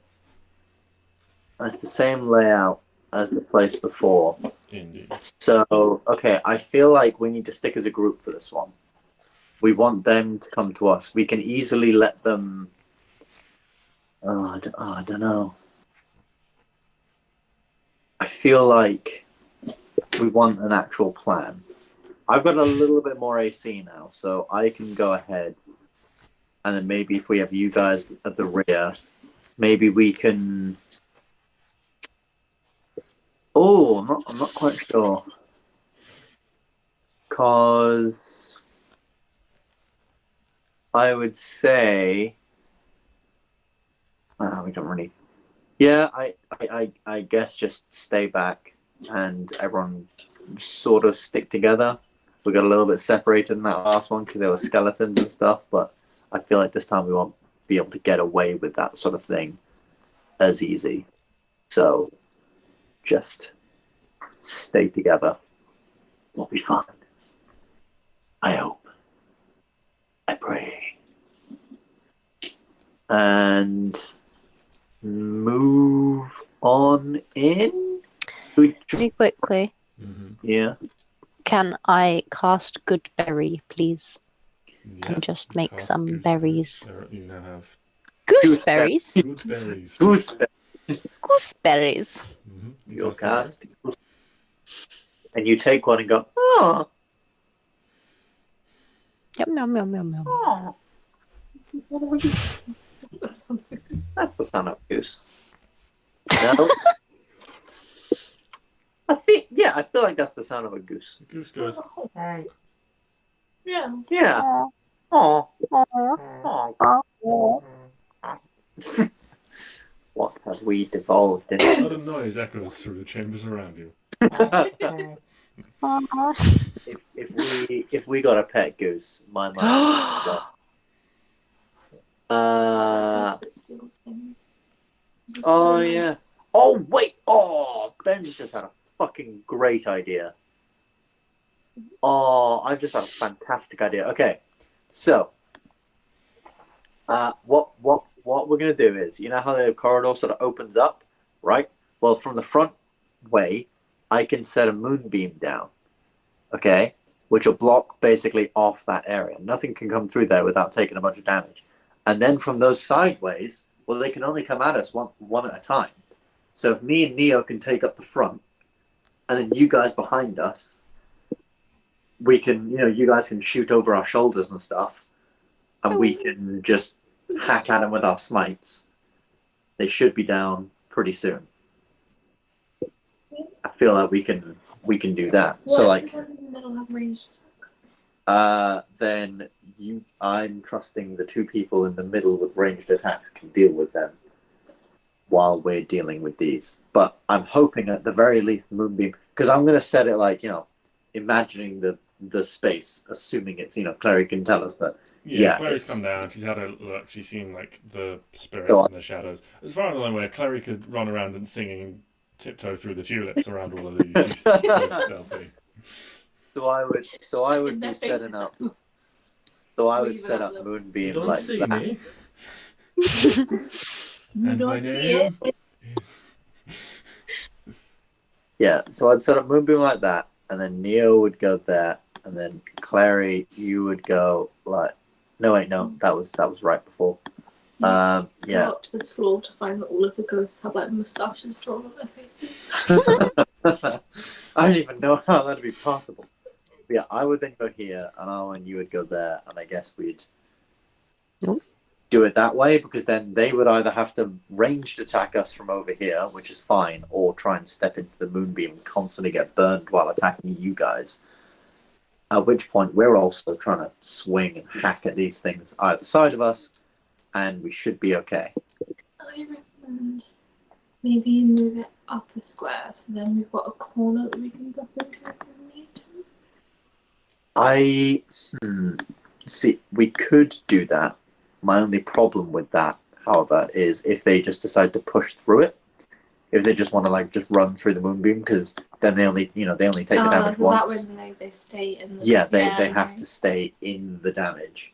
If we go in it, do we get damaged? Sadly, yes. I believe anything that goes into it gets damaged. I'm more just But- concerned that we want to track it. Well, I'm assuming there's still a corridor down below us down there, which we could potentially duck into Yeah. and run out of. Yeah. So You guys are theoretically, coming down the stairs. You guys know you're on the final level. There are no more stairs going down, but there is the landing off the stairs. yeah. So if we try that way, so me and Neo sort of push the front maneuver shield out, and I guess if we just kind of on go push into these positions and hold, wait for them to come to us, kind of Are thing. you casting Moonbeam before you go in, or are you casting it as while you're in there? As soon as I see that space Mm-hmm. there that I've got the circle on, I'll cast it. Okay, so you're casting it before anyone enters the room. Yeah, Okay. pretty much. In which case, we'll say Moonbeam is up. You're concentrating on Moonbeam. If anyone else wants to prepare held actions or anything like that, you can. Would I still be able to have a held action, or would that Your held theoretically? action is basically to cast Moonbeam. Right. So, Okay. Yeah. Cool. I'm saying Yeah. that's what you're doing as soon as you get in there. Yeah. Cool. Any anything else anyone wants to cast in preparation? Neo can cast haste. Remember, if you want him to. Those Also, things. there are those creepy ghosts. Stay near me or Neo, because you can't be frightened, and you don't want to be aged. Oh, I forgot.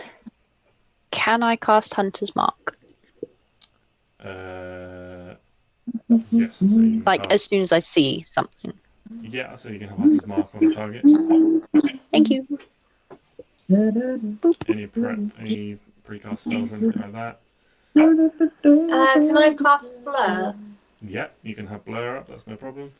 Yeah, and Neo, does anyone want haste from Neo? No. Not if we're like sticking to each other. Okay. Yeah. Okay. What is Gives you an extra action which you can use to attack or Haste anything. doubles your movement speed, gives you +2 AC, and then gives you an extra action to attack or dash or. Isn't that the one that makes you like If it's dropped, makes you not have a turn? you get stunned for a turn. Yeah. So it's a bit risk reward. Yeah. It's good, but it's also annoying when you want to heal people. Yeah. Okay. In which case, we will start initiative from this position with Blur, Hunter's Mark, and Moonbeam active. So you've got no chance to stealth and get surprised because Moonbeam is going off before you, pretty much as you enter the room, which is a bright light gonna draw a lot of attention. That's fair. Technically, it's a dim or darkness, so anything's bright in here, I guess. Mm-hmm. Imagine like the Mr. Bean light. on the Mr. Beam. It's on the opening. not got like 180 foot. Funny. Yeah, but that only makes things dim light. Oh, initiative is mine. Potentially. I think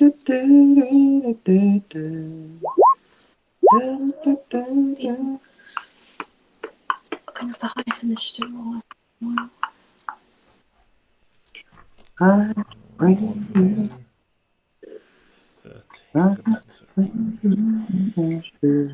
Okay, which does indeed, I believe, gives you initiative. Stix. Sweet. So, get in this position and Yeah, you're starting from this position. You have Moonbeam active, concentrating on it. yeah, and I would like to do nothing. Hold my action until this thing comes within 5 feet of me. However, I would like to cast. No, nothing for now. Yeah, just hold my action until this thing comes within 5 feet of me. You can hold your action until something comes within 5 feet of you. Yep. Okie dokie.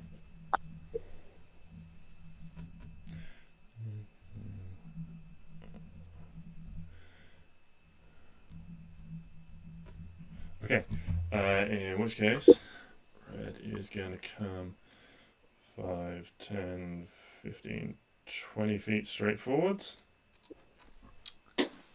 And is going to need to make a saving throw. Yes, Constitution saving throw. Constitution saving throw. Could I cast it at... You can upcast Moonbeam. Can I say I cast it at... No, you can't upcast it. I'm sure you can upcast Moonbeam. Surely you can upcast Moonbeam. Oh yeah, high levels when using a spell slot at 3rd level or higher, the damage increased by 1d10. 1d10. Could I say I cast it at 3rd level, or Yeah, that's because no it's problem. we? Yeah, because you're going into this situation knowing how you're setting up. I've got no problem with you casting it at 3rd level. I know Moonbeam. Is it oozes and shapeshifters has disadvantage, or is it? It is a shapeshifter makes a saving throw with disadvantage. Okay. Fails it immediately to its original form. Okay, DC is probably going to pass. Roll an 18, so Yeah, it's passed. okay, but so I believe half it's damage. Yeah, so that's 3d10. Oh, that's not bad. That's 12 not bad damage. for 3d10. So 12 radiant damage. Mm-hmm. And it will burn. Yeah, take 12 damage and make an attack against you, Barry. Being put off by this bright light and burning radiant energy, that's only a 12 to hit you. So we go back to you instead, Clary.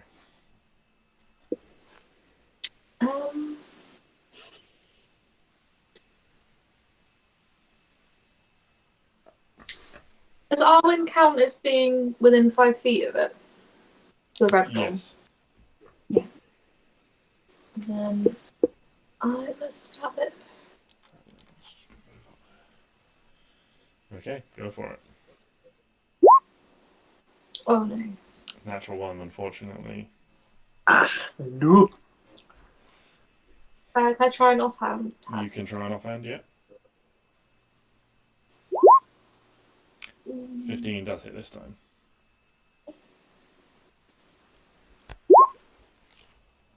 Of course. And ooh. So 27. So, similarly, your bone dagger is non-magical, so you feel like the undead has resisted somewhat, but you still deal a big enough strike with half damage for this thing to dissipate once more. You can see its face starting to like twist and distort into this like undead, like horrifying visage, but before it has a chance to try and do anything to you, it has been dispelled. Any movement? No. That's really Okay. Then we shall probably just move straight on to Neo, as this one's just going to go 5, 10, 15, 20, 25, 30. So move on to Neo. Neo will, I think, also probably hold his. He'll hold his action until something comes within a certain thing of him. Though, actually, I'm tempted to say for Neo, he would. He could cast.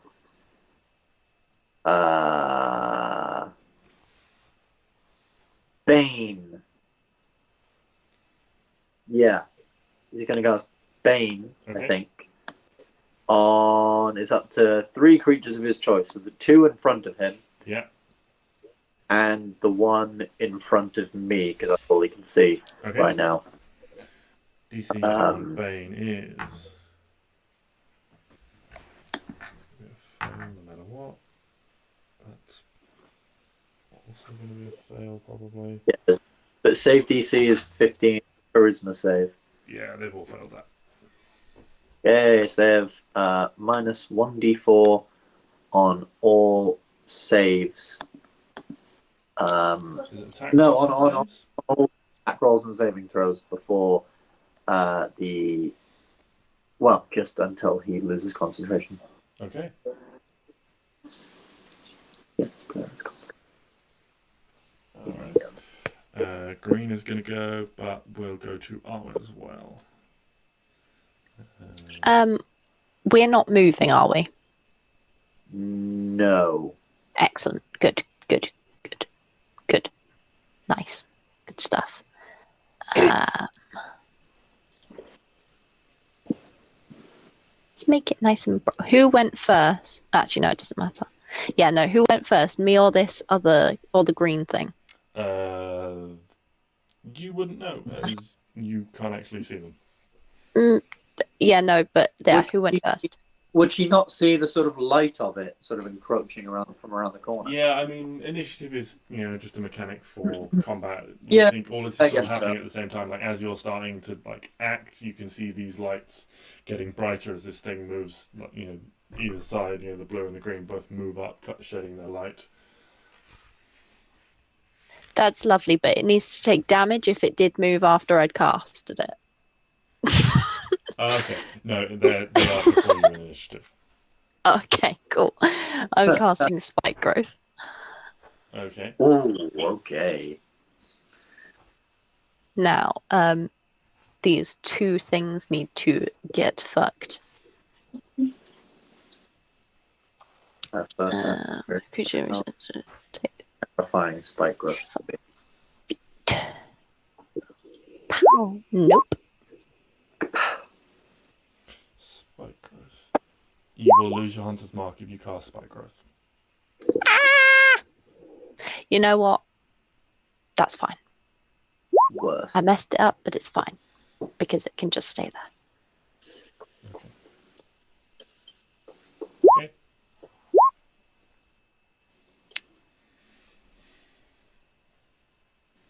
Alright. You are concentrating on spike growth.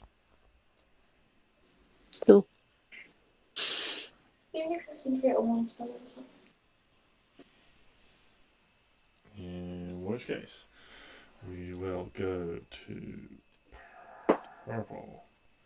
Gonna move up to Neo and gonna make an attack to hit. And it's got a minus 1d4 to hit. Where's my d4 gone? Where is it? There it is. There it is.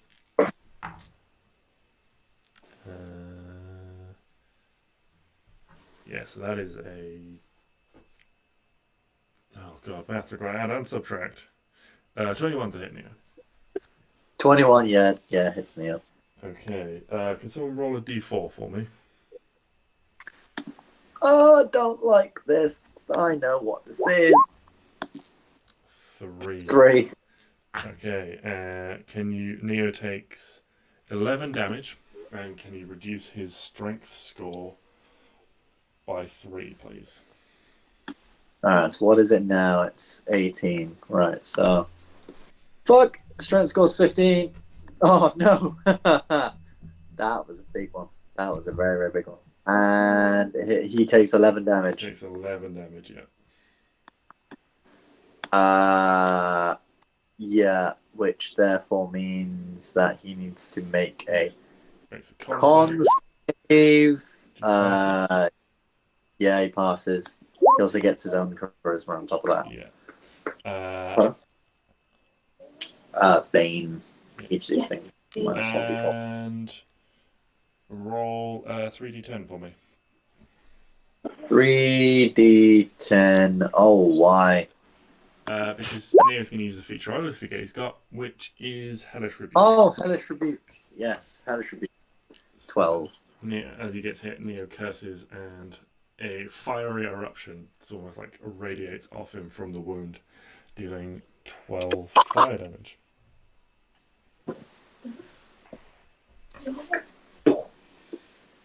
Okay.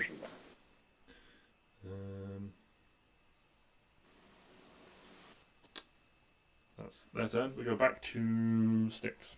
Oh, I forgot to move blue before. So do you want to roll another 3d10? Another 3d10. 30.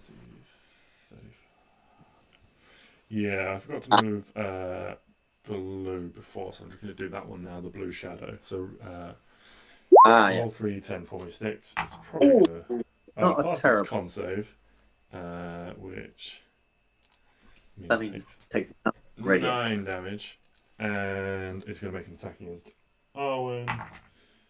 That's a 4, that's going to miss. So we go back to you, Stix. Holding firm, none of these things have come closer to me, which is very annoying. So I'm going to.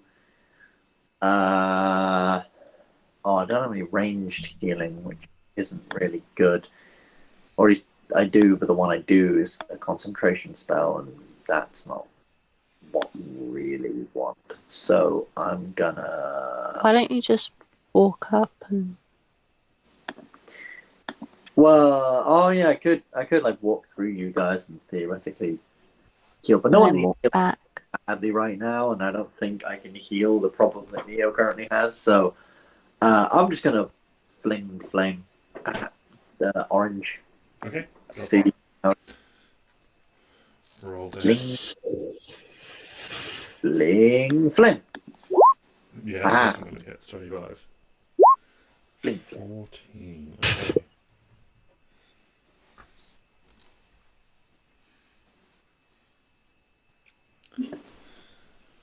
Bling. Flim.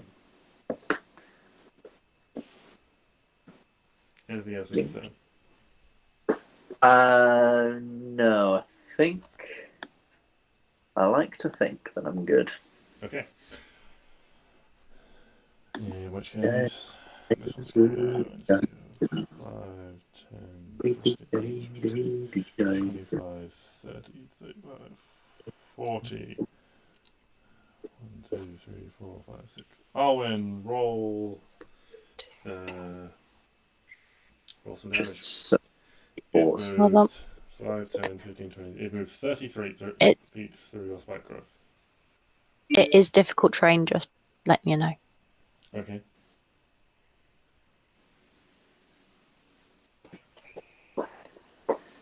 So it's moved 30 feet through your spike growth. That is awful rolls, but oh well. Is what it is. It takes 13 damage.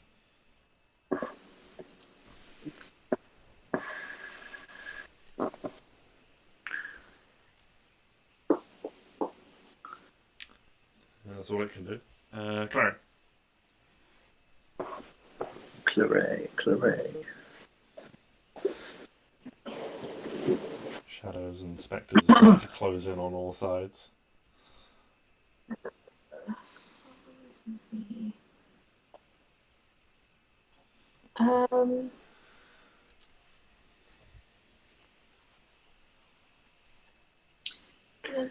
I hope that Neo's got that one. I'm gonna make an attack on the blue one, like this Okay. one. Shadow.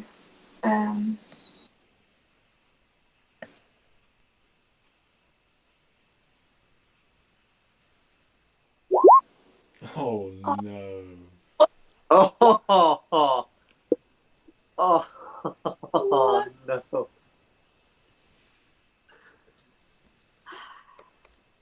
You got one last time, didn't you? Yeah. I'll tell you the worst thing about these creatures. They've got 12 AC. Which means if you weren't rolling a natural 1, which always misses. you'd hit. Oh, that sucks. I do an offhand attack. You can do an offhand attack. Oh, Aha! drastic change. Duality. No. I get to roll sneak attack twice, don't Yes, you do. I? So that is Oh. 40, 51, 60, 63 halved is way more than this thing's match. I think you've killed it 2 times over.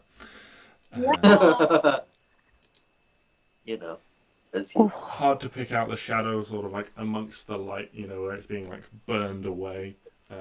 Almost getting like these ethereal holes through it as it's burned by the radiant light. But you miss the first time, and in your anger you just whip out the second dagger, and it's almost like you've slit a shadow's throat. It just like and just vanishes. Any movement on your turn? No. Okay. In Hold which the case- phalanx. Hold the phalanx. In which case we go to blue. Blue is going to move up the tack, and it can't in its turn there and move back again. So Neo will get an attack of opportunity after it's had its attack. Will Neo get an attack of opportunity because he used Hellish Rebuke? He won't. You are correct. So that is 21 to hit Neo. Fucking hell, this man is. Can you make a con save for me as well, please? Yep. Yep, he can. I keep clicking on my own one. You can attack. No. When did you get injured? Yeah. So you could like move into So I could move Neo's one space to help. So Constitution saving throw. He adds 3 to this. Right, he's fine. That should be a 16. I don't know why I rolled out with advantage, but That's absolutely fine. He takes 10 necrotic damage. 1, 2, 3, 4, 5, 6, 7, 8, 9, 10. But otherwise, there are no adverse effects. Cool. And then it is Neo's turn. Neo's not happy with the fact that he's getting absolutely slapped on at the minute. Mm-hmm. So, he's gonna. Oh, I don't know what he's gonna do. He's gonna.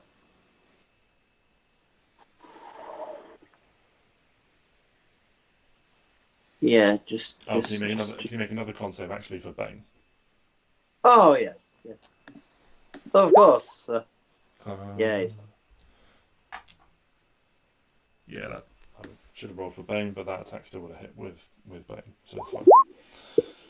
Oh, he's gonna crit the weird shadowy thing in front of him, Right, the shadow. Yeah. and he would be a miss if he didn't add a smite to that. I mean, he's a paladin. Man knows, which I think is 68. The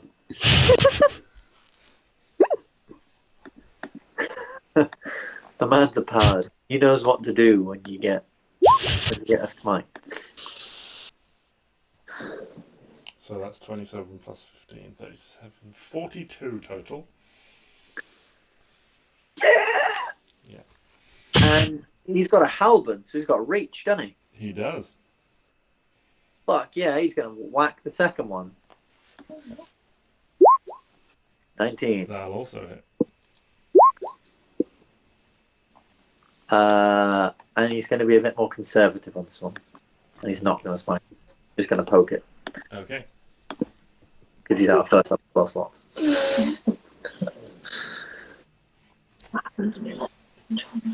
Okay. Hey. That's just you. We're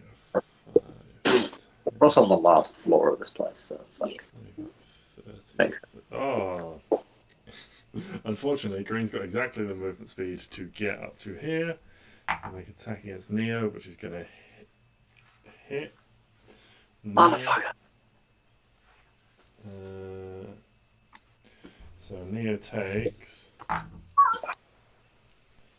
8 necrotic damage. And can you roll a d4 for me? Oh, Jesus. Neo, pal! He's still fine. On 3 His again, attack no. score is further reduced by 3. The once mighty Neo now is weaker than Arwen. 15. And this spectre is going to hover through the air over the spikes, as the spectres can do that, towards Stix. Make attack against Stix, which is going to Oh, hit that's rude. with a 22. Yeah, that hits. Stix, you take 7, only 7 necrotic damage, but can you make me a constitution save, first for concentration, and then for the attack? Constitution. You maintain Moonbeam, Constitution. and you are unaffected by the effects of this attack as well. How much damage did I take? 7. Cool. Yeah. Sweet. Okay, that is everything. Oh, you are up. Okay. Something.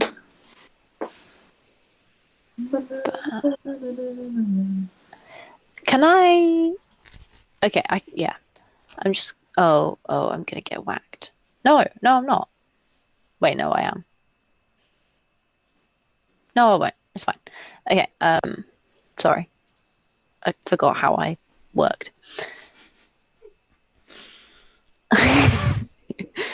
Okay, I'm gonna go here. Yeah, you can move up, make an attack, and move back again. Yeah. Yeah, no worries.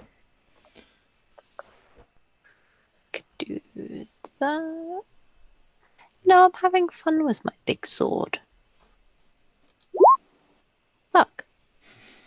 Big sword is less No. good. Ah, how many ones have we got? 13 does hit though. Woohoo! Doop. Doop.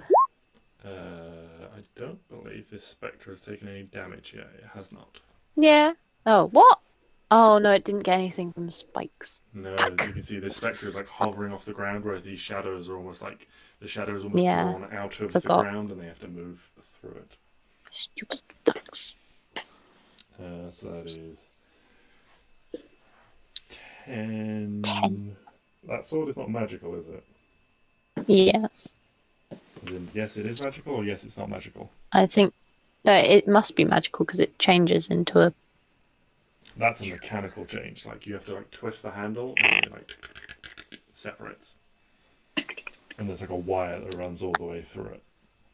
Oh yeah, no, it's not magic. Okay, so that is half damage. The sword is not. Could we just pretend it is? Effective. Okay. Anything else on your turn, Arwen? No, I am thoroughly sucking. Okay. Well, this shadow is going to move up and make an attack. So if you want to roll the damage for spike growth, Which one's the moving? red one. So it's going to move 5 feet. Right. Oh, so it's just one.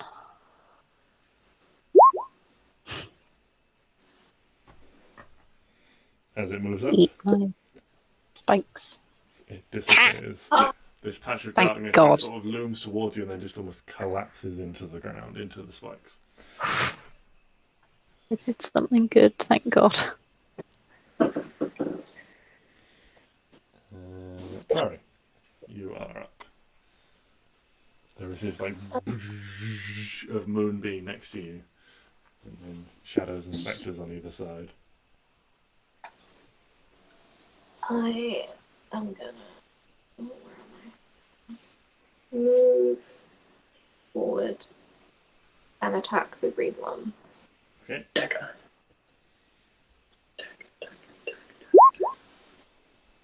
Yeah, that definitely hits.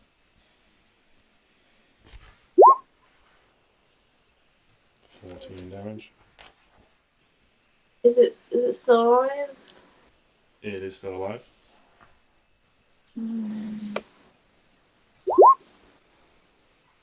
Is it alive now? It is not. Aha. Woo! Wasted it. I'm gonna move back. Quick spark of lightning with his strike. Bonus action.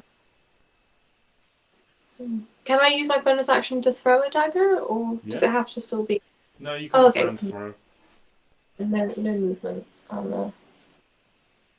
Might as well try. 11, unfortunately, does miss. Okay. This thing whistles past. Then that's everything. Okay, Clary. So then it would be blue. So blue's going to move in. Going to make an attack against Neo. It's going to hit. That is 12 damage to Neo, and can he make a Constitution save for Bane? Oh, hang on. Where did it roll the dice? Hold on. Yeah, no, with Bane that's still going to hit. Can you make a con save for Bane? So Bane is still up, and can you make another con save? That's Oh, fine. Neo, my boy. He does take 12 damage. That is green. And. Oh, Oh, 12. oh, no, that is. Sorry, that was blue, and now it's Neo's turn. So Neo's been slapped around a little bit and he's not happy. So with his one strength, he's going to try and hit. That will still hit. Oh, yes. The power of magic. Look at you go, you beautiful bastard, you. 6 slashing against this thing. Mm-hmm. And it's still up, I'm assuming. Yeah. So he's gonna take it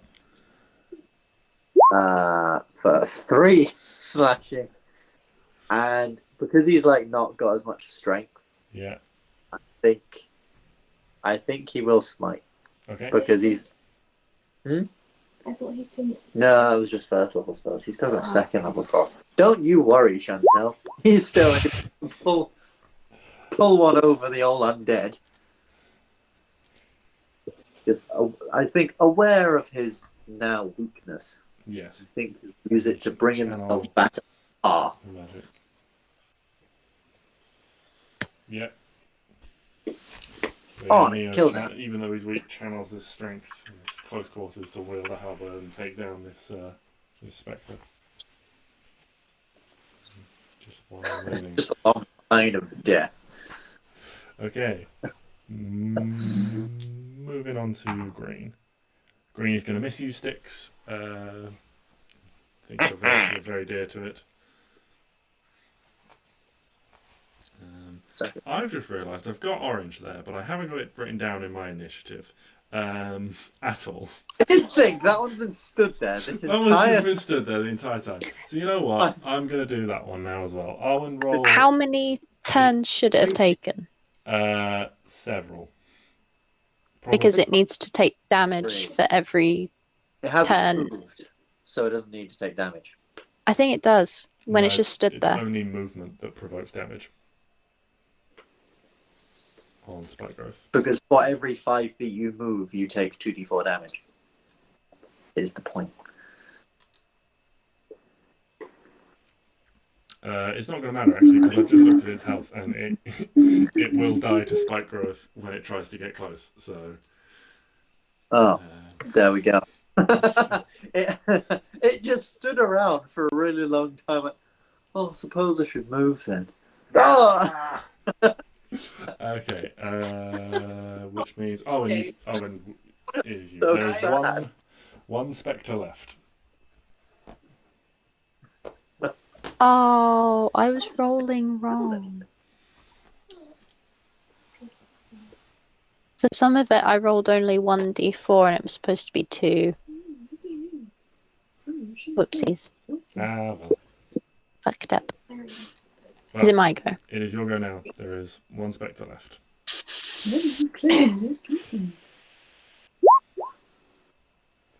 Yeah, that hits Darcy I'm again. gonna obviously Darcy move. back again. It's taken damage now, hasn't it? It has taken damage now. So 10 halved to 5. That shit. Yeah, that also hits. 12 halved to 6. 6. For 11 total. Deals more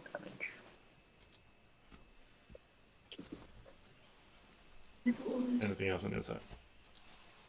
No. Okay, and you are mobile, so it doesn't get an attack of opportunity on you. Purple's gone. Stix. Finish us off. Oh, please. He hasn't killed any of these things, and it's bothering him muchly. I'm sure that's about to be resolved. That's 20 damage. Yeah, that is more than enough. This final spectre is once more dissipated with a flash of radiant light of you, Stix. Fantastic. Clip my shield back in. Mm-hmm. Pat for a job well done. Pat my shield on my back for a job well done as well. It didn't really do anything, but I feel like it. Don't want to get jealous. And there we are. See, what did I tell you? My plan worked. I hate to say it, but yeah. Fuck yeah, it was a pretty good plan. Look at that, we demolished him. I need to take a bit of beating. I mean, Neo took a little bit of it. Come here, big lad. Big Big lad. big guy. Can I try? I'm not sure if this will work. I really don't know. But can I try to use the thing where you give someone 5 points of lay on hands to alternatively you can spend 5 points from your pool of healing to cure one target of disease or neutralize one poison affecting it. I'm assuming it won't, but Yeah, I'm assuming it won't. you try that, but and unfortunately, it has no effect on Neo's reduced strength. okay, well I'll give him 20 points anyway. Cool. Because I'm pretty sure he needs it. So he now has 69 hit points. Hey. Oh hey. Okay. And then I would like to cast Cure Wounds on my. Actually, how is everyone looking? Like, how wounded is everybody? Not very. I don't think I actually took any damage in that fight. Well, then I'll just fucking heal myself then. I'll use my Channel Divinity to get back a 3rd level spell slot. Dink. And then I will give myself a 3rd level Cure to the Wounds. Cure Wounds. Cast at what level? Level 3. Submit. That is a shit Cure Wounds for 3rd level. I think. That's 17 from a 3rd level. It's not bad. Yeah, it could be better. I mean, 38 plus what's your charisma? 4. Yeah, So max of 28 is not too bad. not terrible. So that's 17. So that's... Right. Okay, cool. And then I'm not full, but I'm all right. I guess have a look around here as well. Is there anything? There's no further way down from here, is there, that we know? Looking around, you see a similar situation. It seems less so. It seems the more spirits have come from here than physical bodies, but you do see a couple of opened spectral, a couple of opened crypts, where the doors have been physically smashed open from the inside. You see similar situation. There's sort of jewelry and trinkets laid to rest with the dead. You can make an investigation check to investigate further. Yeah. Why not? Investigation. Oh, fucking hell. Can I roll above 10 with an investigation, please? 5.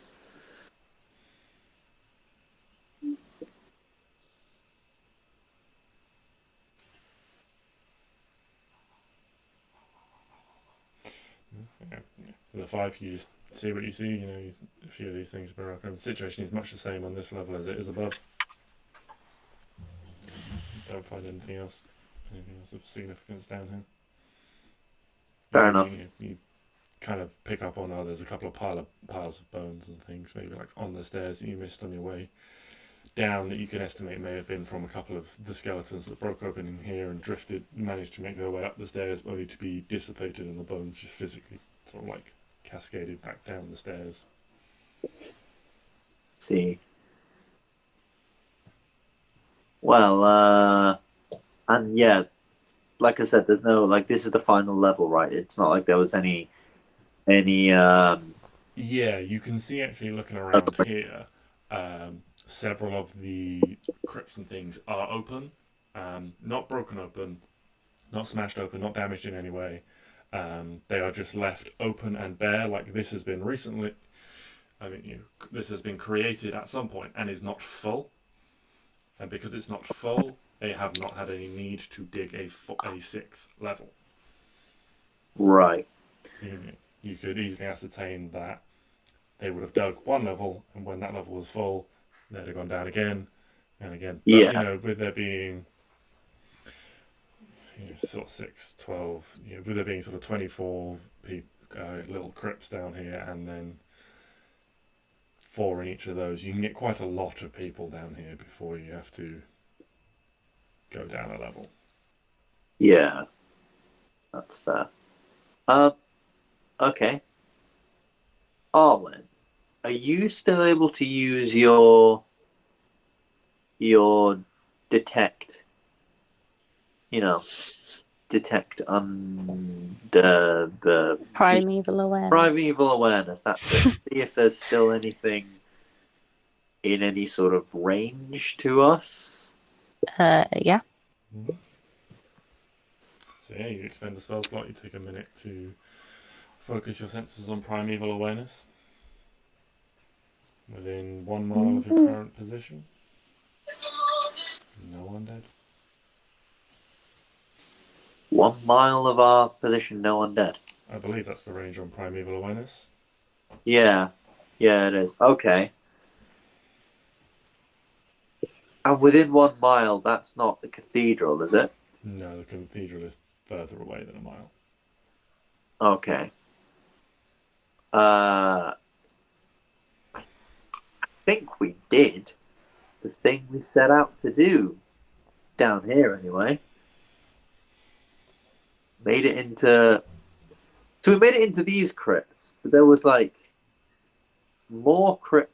These are the crypts that we were like asking to get into, right? Yeah, these are the known crypts within the city. Right. It is well known that there is a family burial below the castle of the various families, like over the years, that have owned the castle and been responsible for the city. And that sort of history of families can be seen in like the changing of sigils, where sigils are merged and stuff like that, and of like different families coming together. Some of the doors have like multiple symbols on, so you could maybe anticipate, similar to with the paladins of Zuriel that you found, where it might have been someone that did something or was particularly loyal, like an especially loyal sort of knight's retainer or something like that, that was granted a position of honor to also be buried down here. It would be, it wouldn't be an unheard of custom that if someone was important to a family or loyal to them, then they might be granted the choice to be if they didn't have like significant resting places of their own. If they maybe came from a lesser house or something like that, but were particularly loyal, they might be granted that honour, as it were, to rest beside the family that they were attached to. Right.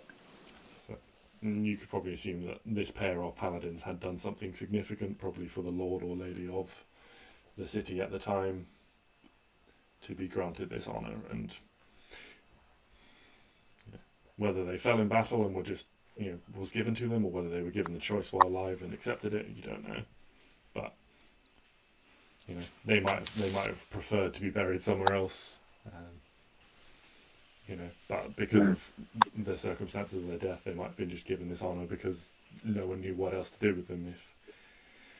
If much like yourself, Stix, you come from somewhere, but you don't boast that fact. And if you did happen to fall amongst people that didn't know your backstory, they might just bury you in what they felt was the most appropriate or respectful place. I'm gonna bury you under a tree. Perfect. See that? Friendship right there. She knows. She's got it. Under any old random tree. And then hopefully I can become one of them creepy trees with a face on it. And I can be like, hello, adventurers. That sounds great. That would be sick, to be fair. Spending my life as a tree that just greets adventurers and tells them there's all sorts of dangers in this perfectly innocent forest. I think that would be great. Imagine the tree when it's like a really tiny little like a sapling. And it's like, hello, welcome. Please don't step on me. Please don't step on me. You want to go this way. It's just with a little leaf. You want to go this way. When you see a big pool that looks like acid, it's just murky water. You'll be fine. Oh, that tree said we'd be fine. Ah, my hand! Alright, I'm going to go chop it down. It's not hard. Just go. Either. There we go. No, Weed. but then one day I'll turn into then one of them treant things that we fought, and I can be an old wise treant. A big This is literally Stix's life plan. or death plan. Well, yeah, death plan. Yeah, fuck becoming a lich, become a birch.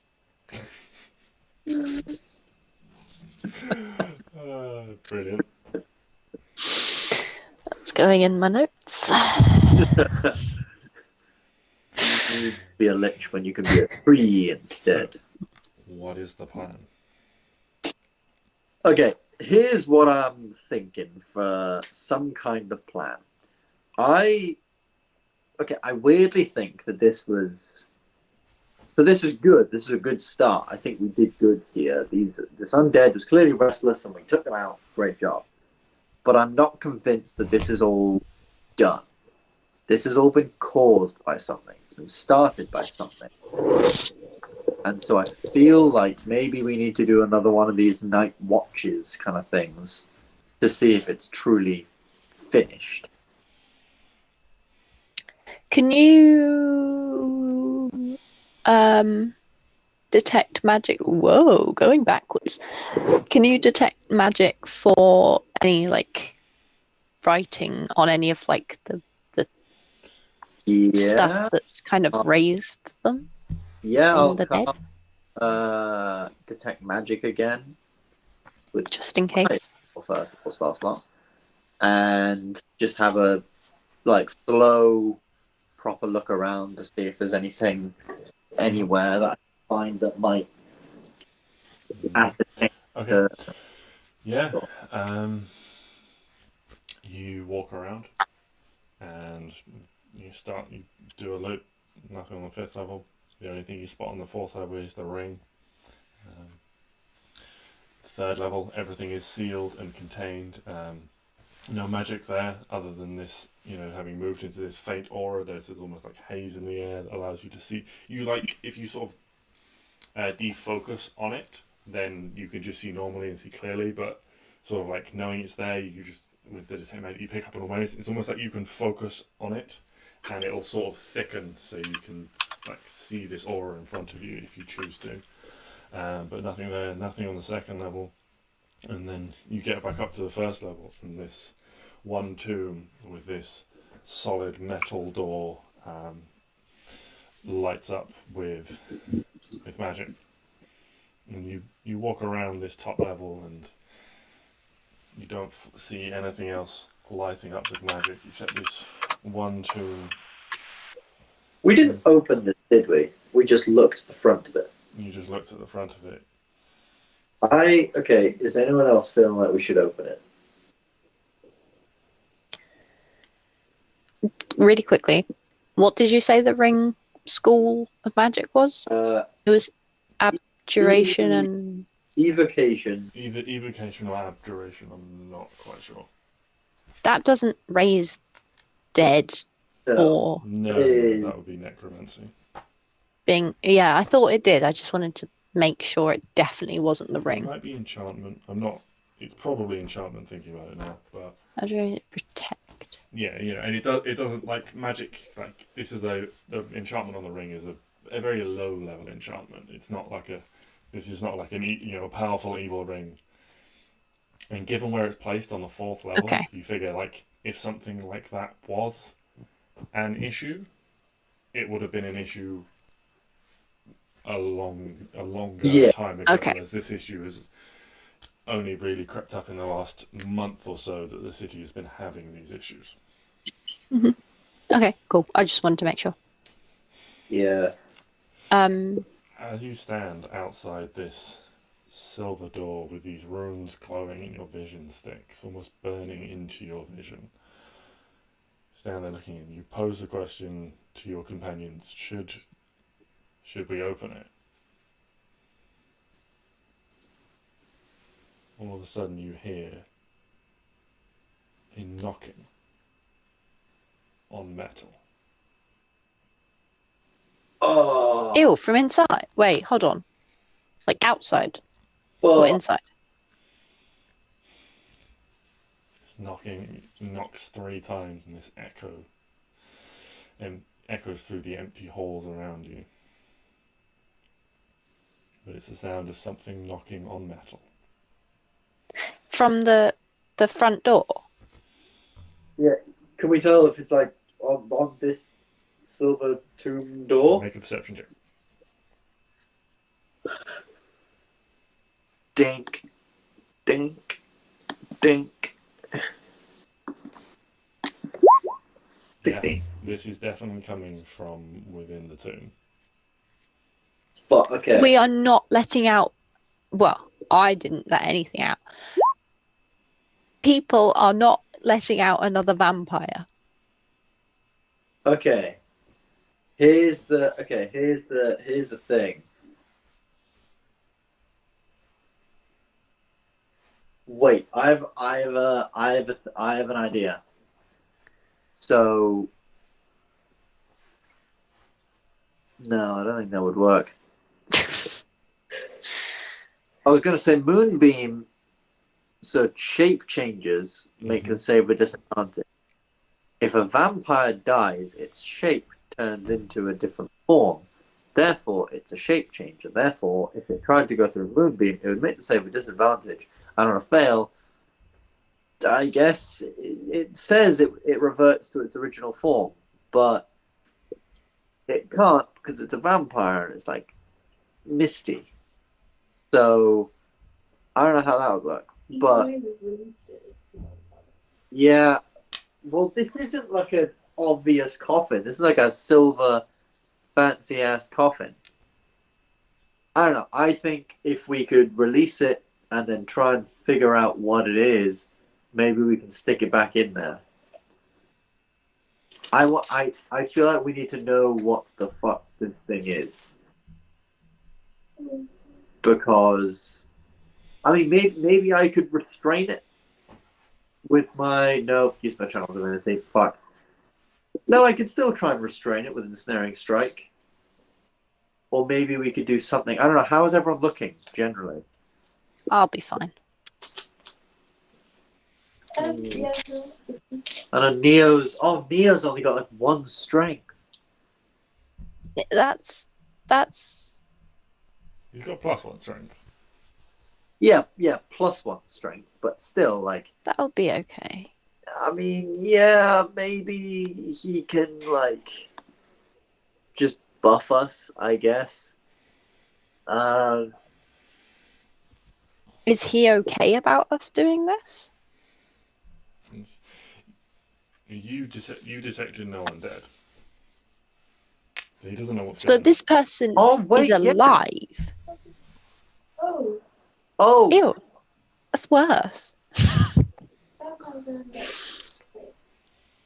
can she tell she can, like, detect other things? Yeah. It can't she? Like, it says what's in the range.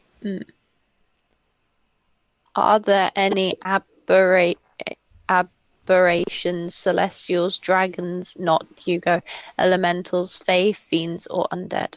Well, not undead.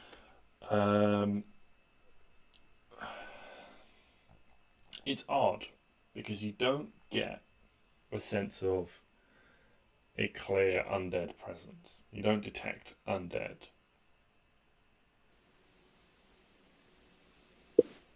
But there is a slight celestial presence. Oh, fuck! What? Ew. Yucky. Nah, we gotta open this shit now. There's a celestial in here. I don't know whether that's good or bad though. Like, celestials are generally good, right? So Check. Is that celestial presence Ruka? oh wait, yeah, you've got Ruka out, right? Yeah. Oh fuck! Oh, is that- just You don't get directional numbers, do you? no? I think you're just No. presence. No, I'll But tell you okay, for free, it's not Ruka. Okay. Okay. What do you get with favoured enemy? I don't know. What do you get with favourite enemy? Pop I it don't in the know. chat. What do I get with? Shit all. Well, no, I don't know. It just says choose. Yeah, no. Hold on. I've got the book. Generally. I've got it. Favoured Shit all. enemy. I think you have advantage to track them, advantage to recall information on them. And that's it. I have what advantage on wisdom check. You have advantage on wisdom Intelligence. flow checks to track your favourite enemy, as well as intelligence checks to recall information about them. When you gain this feature, you also learn one language spoken by your favourite enemy. You choose one additional favourite enemy. Yeah. So there are. Wait, the thing I'm reading says you gain a +2 bonus to damage with weapon attacks, which increases to +3 at 6th level and +4 at 14th level. Is that the alternative feature That's from the- Tasha's instead then? Oh wait, maybe I'm looking at homebrew. No, that might be the alternative feature from Tasha's. Favoured.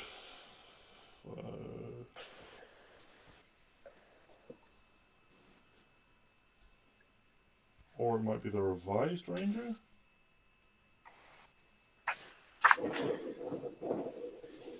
Hold on, sorry. No, that's right. That might be the revised ranger, which is fine. Because I know the revised ranger, which is what Hedge uses, has +2 to attack. Yeah. Oh, which means I might have got some of that against some enemies. I've forgotten about that.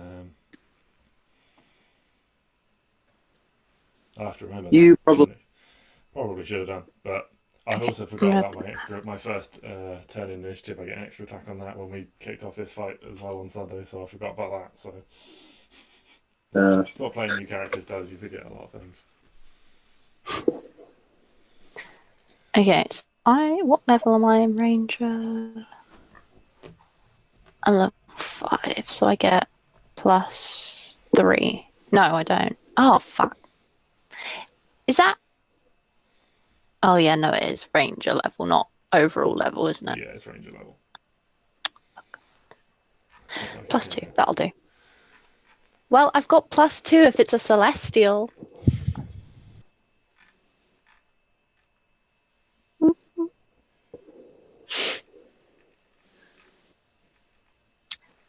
So yeah, let's open it. Who cares? Yeah, I think we open it. Can I hold an action? Yes, if you like, by action, we hold.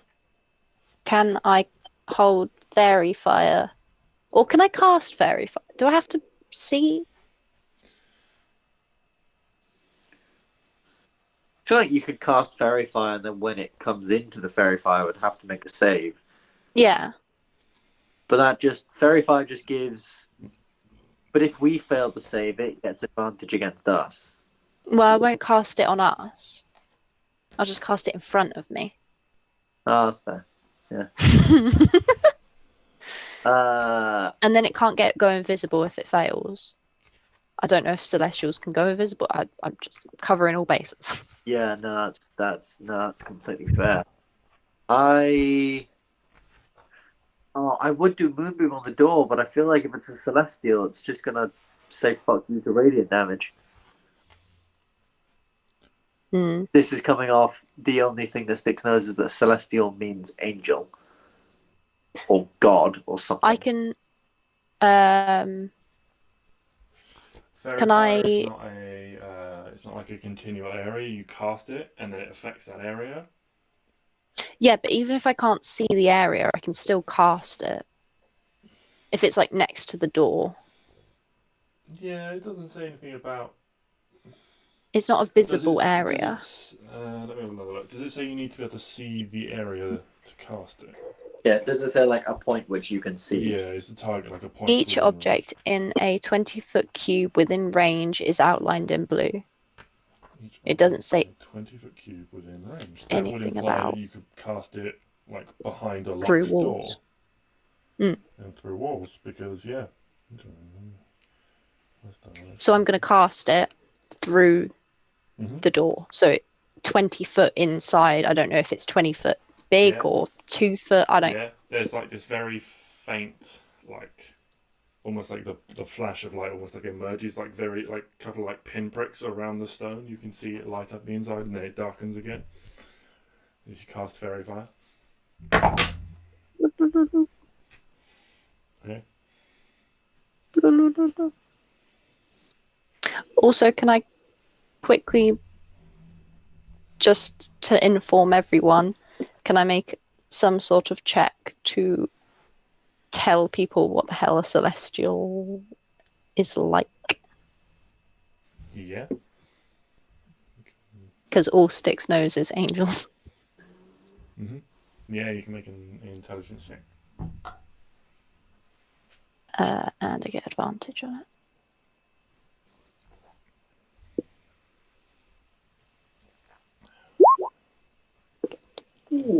Yeah, celestials are generally holy beings, seen as having links to the gods and things like that. Generally, they are good aligned beings, but you know, like all beings, some of them tend to sway, you know, temptation and what have you could sway a celestial from the path. The celestial could become corrupt by something. Potentially, you know, they are fallible beings. There are stories of people achieving celestial status through deeds that they have done. You know, so they would be like demi-celestial. So their powers would be beyond the norm, but they would be nowhere near as powerful as like top tier, like solars and stuff like that, that are, you know, incredibly powerful celestials. Okay, cool. Alright, open it. Yep. I'll open it. You guys all prep shit. If it does anything violent, whack it. Okay. Knock it down. Maybe don't kill it. I feel like that's what gets you smoked down by a god or some shit. But Okay. whack it once. How are you opening it? So I'm assuming there's like a handle on this thing, or if not, there's like a big side to it that I could pull apart. Like it is basically like a metal. All you can see, there's no like key or handle or anything like that. It's basically just like a metal panel. What you would assume would be like a stone placed in an inset. You know, so when they put the stones in, they don't make them so they can be like opened and closed like doors. This is just like a big. You know, it's almost like a huge brick in a wall where it is just set into the stone. Right. Okay, what I'll do then is I'll take my sword and I'll try and sort of slot it in the side and angle it open. So there's like use your sword like a crowbar, essentially. Yeah, sort of. You know, this is a magic obsidian long sword kind of thing. I feel like probably if it starts to look like the sword's gonna like bend and break, then probably not. Yeah. Well, wait, does anyone have a crowbar? They're part of some like. Nina's got a load of random shit. Has he got a crowbar? I feel like maybe. What's in... Backpack, bedroll, musket, tinderbox, musket, medkit, not musket. I was gonna say, how have you got a musket? Water skin, rations, torches, tinderbox, musket, bedroll, backpack, holy symbol, dagger, Custom half plate, chain shirt, signet ring. No, he doesn't have one. No, he doesn't have crowbar. Wasn't part of his You, pack. you have one. Thieves tools, there you go. Oh, burglar's pack. That's You probably just got got crowbar. Right? now. Does a burglar's pack? Did it? Burglar's pack. Yep, she does. A crowbar. Ha! She's... Okay. Yeah. And she has a hammer. Clary's got a hammer. Fuck. Very Okay. cool. Make a strength check What's a with piton? advantage. Uh, A piton cool. is a climbing spike. So it's Ah. something you'd hammer into a wall. You could then like loop a rope around while you were climbing, so that if you were climbing with a rope and you fell, you'd land on that spike, so you wouldn't fall to your death. oh, strength 21. check. Yeah, you like ram this crowbar in. Unfortunately, the stone around it is quite soft stone, and over time, and like the moisture has become soft enough that you can jam this crowbar in and like whack it a few times with a hammer, and you get it in. You get it behind this piece of metal, and you do start to lever it off, and it starts to shift, and it makes a lot of like squeaking and grinding noises as you're doing it, and you have to like methodically sort of like move your way like up, like you're opening a big tin can essentially, and like open around it, and it starts to like bend in the frame a little bit, and then eventually you like you get the crowbar and you lean all your weight on it, and there's just this grinding popping noise, and there's some deafening clang of this huge sheet of metal just onto the floor. And that kicks up a load of dust, and the smell that comes out is quite unpleasant. Like this almost seemed like practically like airtight until you like broke the seal on it, maybe due to magic or something like that, and so the smell of decay comes out with it. Druidcraft. Vanilla. Nice smells. Not death. And standing in the centre before you, this light coming off it is a skeleton. Ew! But the light coming off it is this soft sort of white gold from all these little runes and inscriptions and bits of writing that are written over all the bones. Oh, fuck, yeah! I completely forgot about that. It's that guy who had, fucking runes written on his body. Yeah, but why is he alive? Well, yeah, these runes are meant to stop him coming back from death. Is he slightly shimmered blue? No. No, he's gold. He's like golden yellow. My very fire Sort of fucking failed. holding the crowbar like a weapon at this point. Like, Excuse me, sir. Can you fail this fairy fire, please? hello? Who are you? Do you know who you are? What are you? Why are you? You know what? That's a really good question. So, the question, who are you? Like, the hand comes up and points to a patch like over the heart. And like leaning in, you can see etched into one of the ribs, glowing, like where they're pointing, is just the word Andril. Yeah. He named himself like a school PE kit. You can see it's like in the middle. He's got It's mixed up. probably like in the middle of a sentence. So there's Oh. the words before, then the name. So like it's probably like a spell pertaining to him. But So it's like, hello, my name is Andril. I am a skeleton man. no, you get the impression that this is probably the spell, but because the spell is linked to him, he's put his name is in it. What and why are you? Like, so it's like pauses for a moment, looks down and like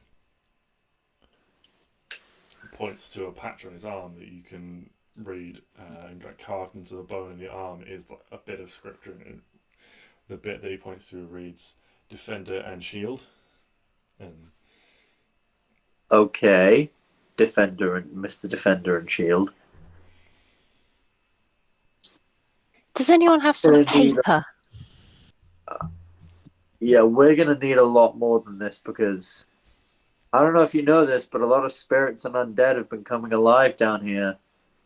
And now here you are, and I just can't help thinking that something's gone wrong somewhere. So forgive me, Mr. Andrel, if I don't completely trust you. Neo, what's the play here? Neo's like just sort of like staring, like slightly dumbfounded, and see this light that's coming off, which is like slightly dumbfounded. I never believed it was true. The mad bastard. He Yeah. can hear you. Yeah. Probably. Don't insult the glowing skeleton. That I feel like that's day one paladin stuff. Did the skeleton kind of look shocked, or like, I don't know if he can see or anything, but did he kind of acknowledge with his skeleton bones the voice of Neo?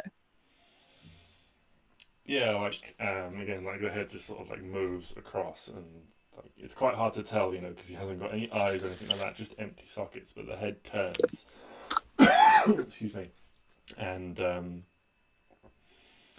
you see, like finds like another like bone and a bit of scripture, and just like puts his finger like under the word that's like just says brother, Oh. or like it's like something brothers, and so on. Oh. You can see there's like a lot of like a lot of the stuff carved on him is runic, and you can, as you watch, there seems to be like a shift to it, and some of it seems to shift into pure spell work and things like, and just symbols that you don't comprehend, and then it will sort of shimmer and flow, and it'll become patches of scripture and stuff like that. And Wait, Clary, don't spell that can allow you to talk to like anything? Yes. Why don't you try that and see if he can actually speak? How many opportunities this guy can communicate? Well, he's communicating through pointing at words on his bones. That's fair. So, Yeah. I think they have to be able to comprehend the language there. well, yeah, they can comprehend us. They can. I mean, it can clearly like hear us. Or maybe you can just do like legend lore and find out everything about this thing. Does it speak into your mind or like out loud?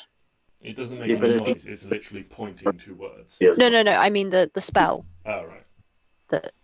If it knows. Because if it, yeah, Spell sorry. grants the creature you touch the ability to understand any spoken language it hears. Moreover, when the target speaks, any creature that knows at least one language can hear the target.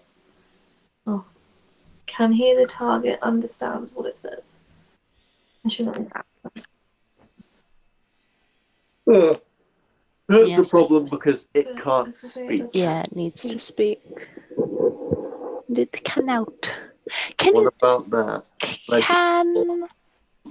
I think I have to know something already to use legend. Well, we know a bit already. Can Hugo Describe a person, communicate? object the spell brings. Do you mind a Right. brief summary of the significant lore about that thing you need? The lore might consist of tales, or stories, or even. Okay, no, that one won't work then. You were saying, honey. Can Hugo try and communicate telepathically with him? I know it's only through pictures, but it's slightly better than him just pointing at shit. Well, the way Vague. Hugo communicates with a picture, and with that picture comes a like feeling and emotion with it that you can interpret. It's taking you guys time over to like work out what those emotions like. Guys can all communicate with Hugo pretty fluently because you've spent time around him. Yeah, but okay. you have to speak to Hugo. Yeah. His form of communication is emotion and pictures. Your form of communication with him is words. Yeah, okay. So Fair Hugo enough. could, but it would be the same problem this being can't speak back. Okay. Shit.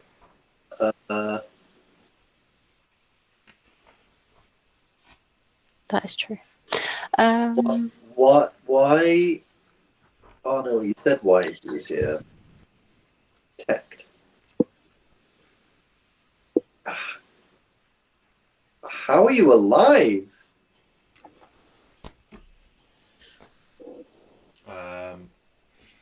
He will like point to a couple of different patches on his body, and you get unknown darkness mistake. Unknown darkness mistake. Oh, do you think something's been bringing things back to life in the local area then? And somehow it's brought...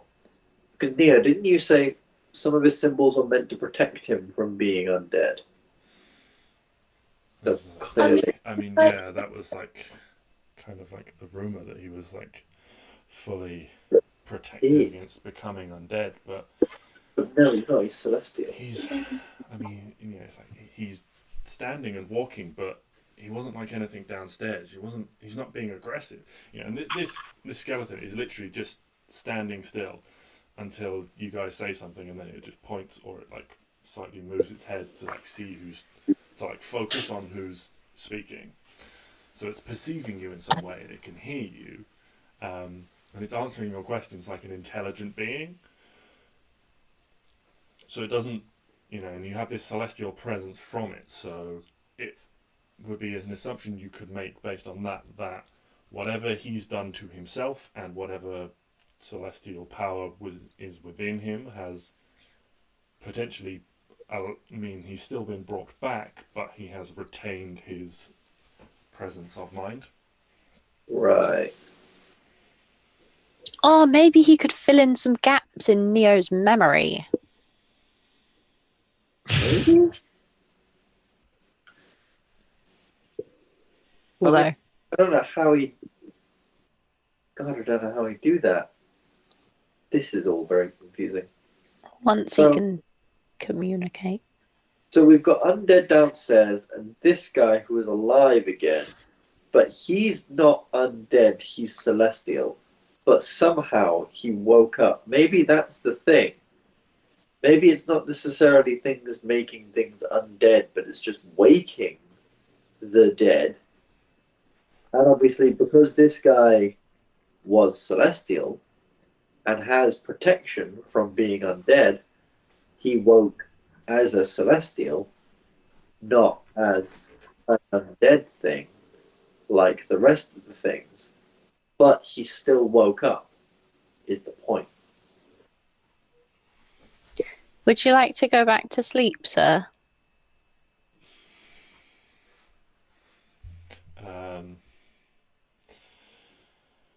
Like turns and like points to a bit on his back, and it's like job done, and then another one like somewhere like on a different rib, rest. Okay.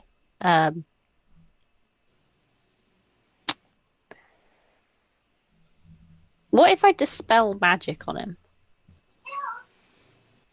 You can try. Okay. If I just cut off his head.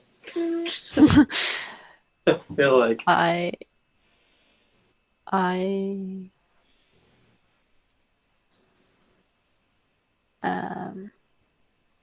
park stuff. yeah, You can cast dispel magic. Okay, what level are you Yeah. casting it at? 4th. Okay. Roll a d20 for me. And add your wisdom modifier.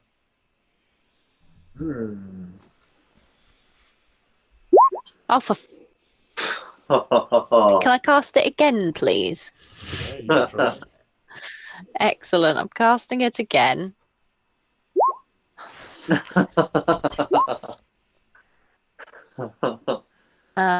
Wait, adding your wisdom. I mean, you know, that's 11. 11. Oh. 11.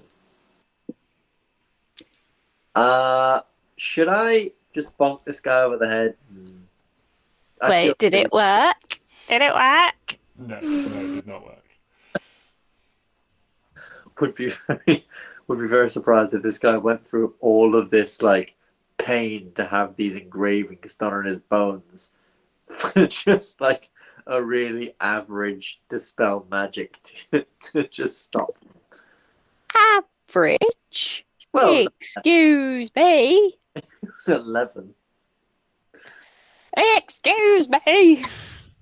Your excuse.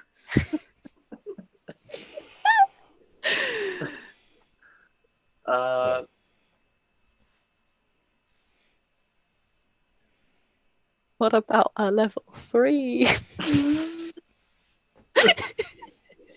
Dispel magic is a third level spell. Yes. So if you cast it at level 3, you still gotta roll it. Uh-huh. I mean, you can try again if you I want. ran out of 4 level 1.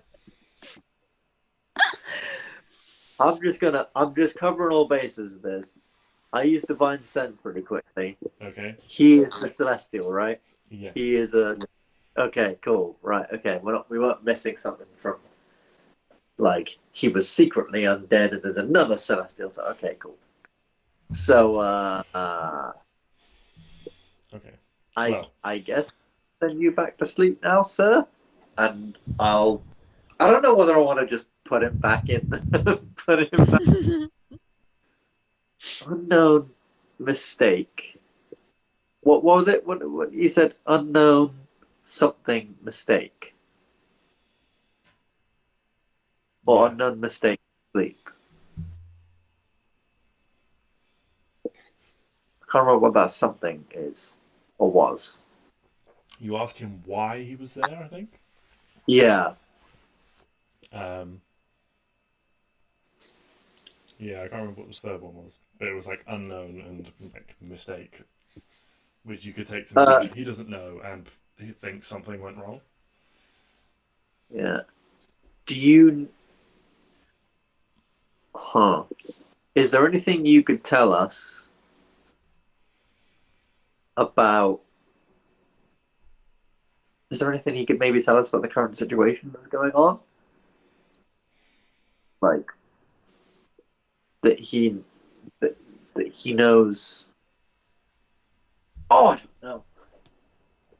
Oh, I don't know. So, well, I will give you a week to think of your questions, and we shall call a halt to the session there.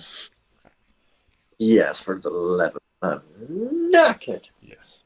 We started quite late, so we're finishing a bit late. That's fair. Yeah. But Yeah, no, I don't mind. for the time being, we shall put a pin in this, and you guys can all think of questions, queries, those sorts of things for next week. We shall pick this up next time. The mystery still happening in Ruxton's End.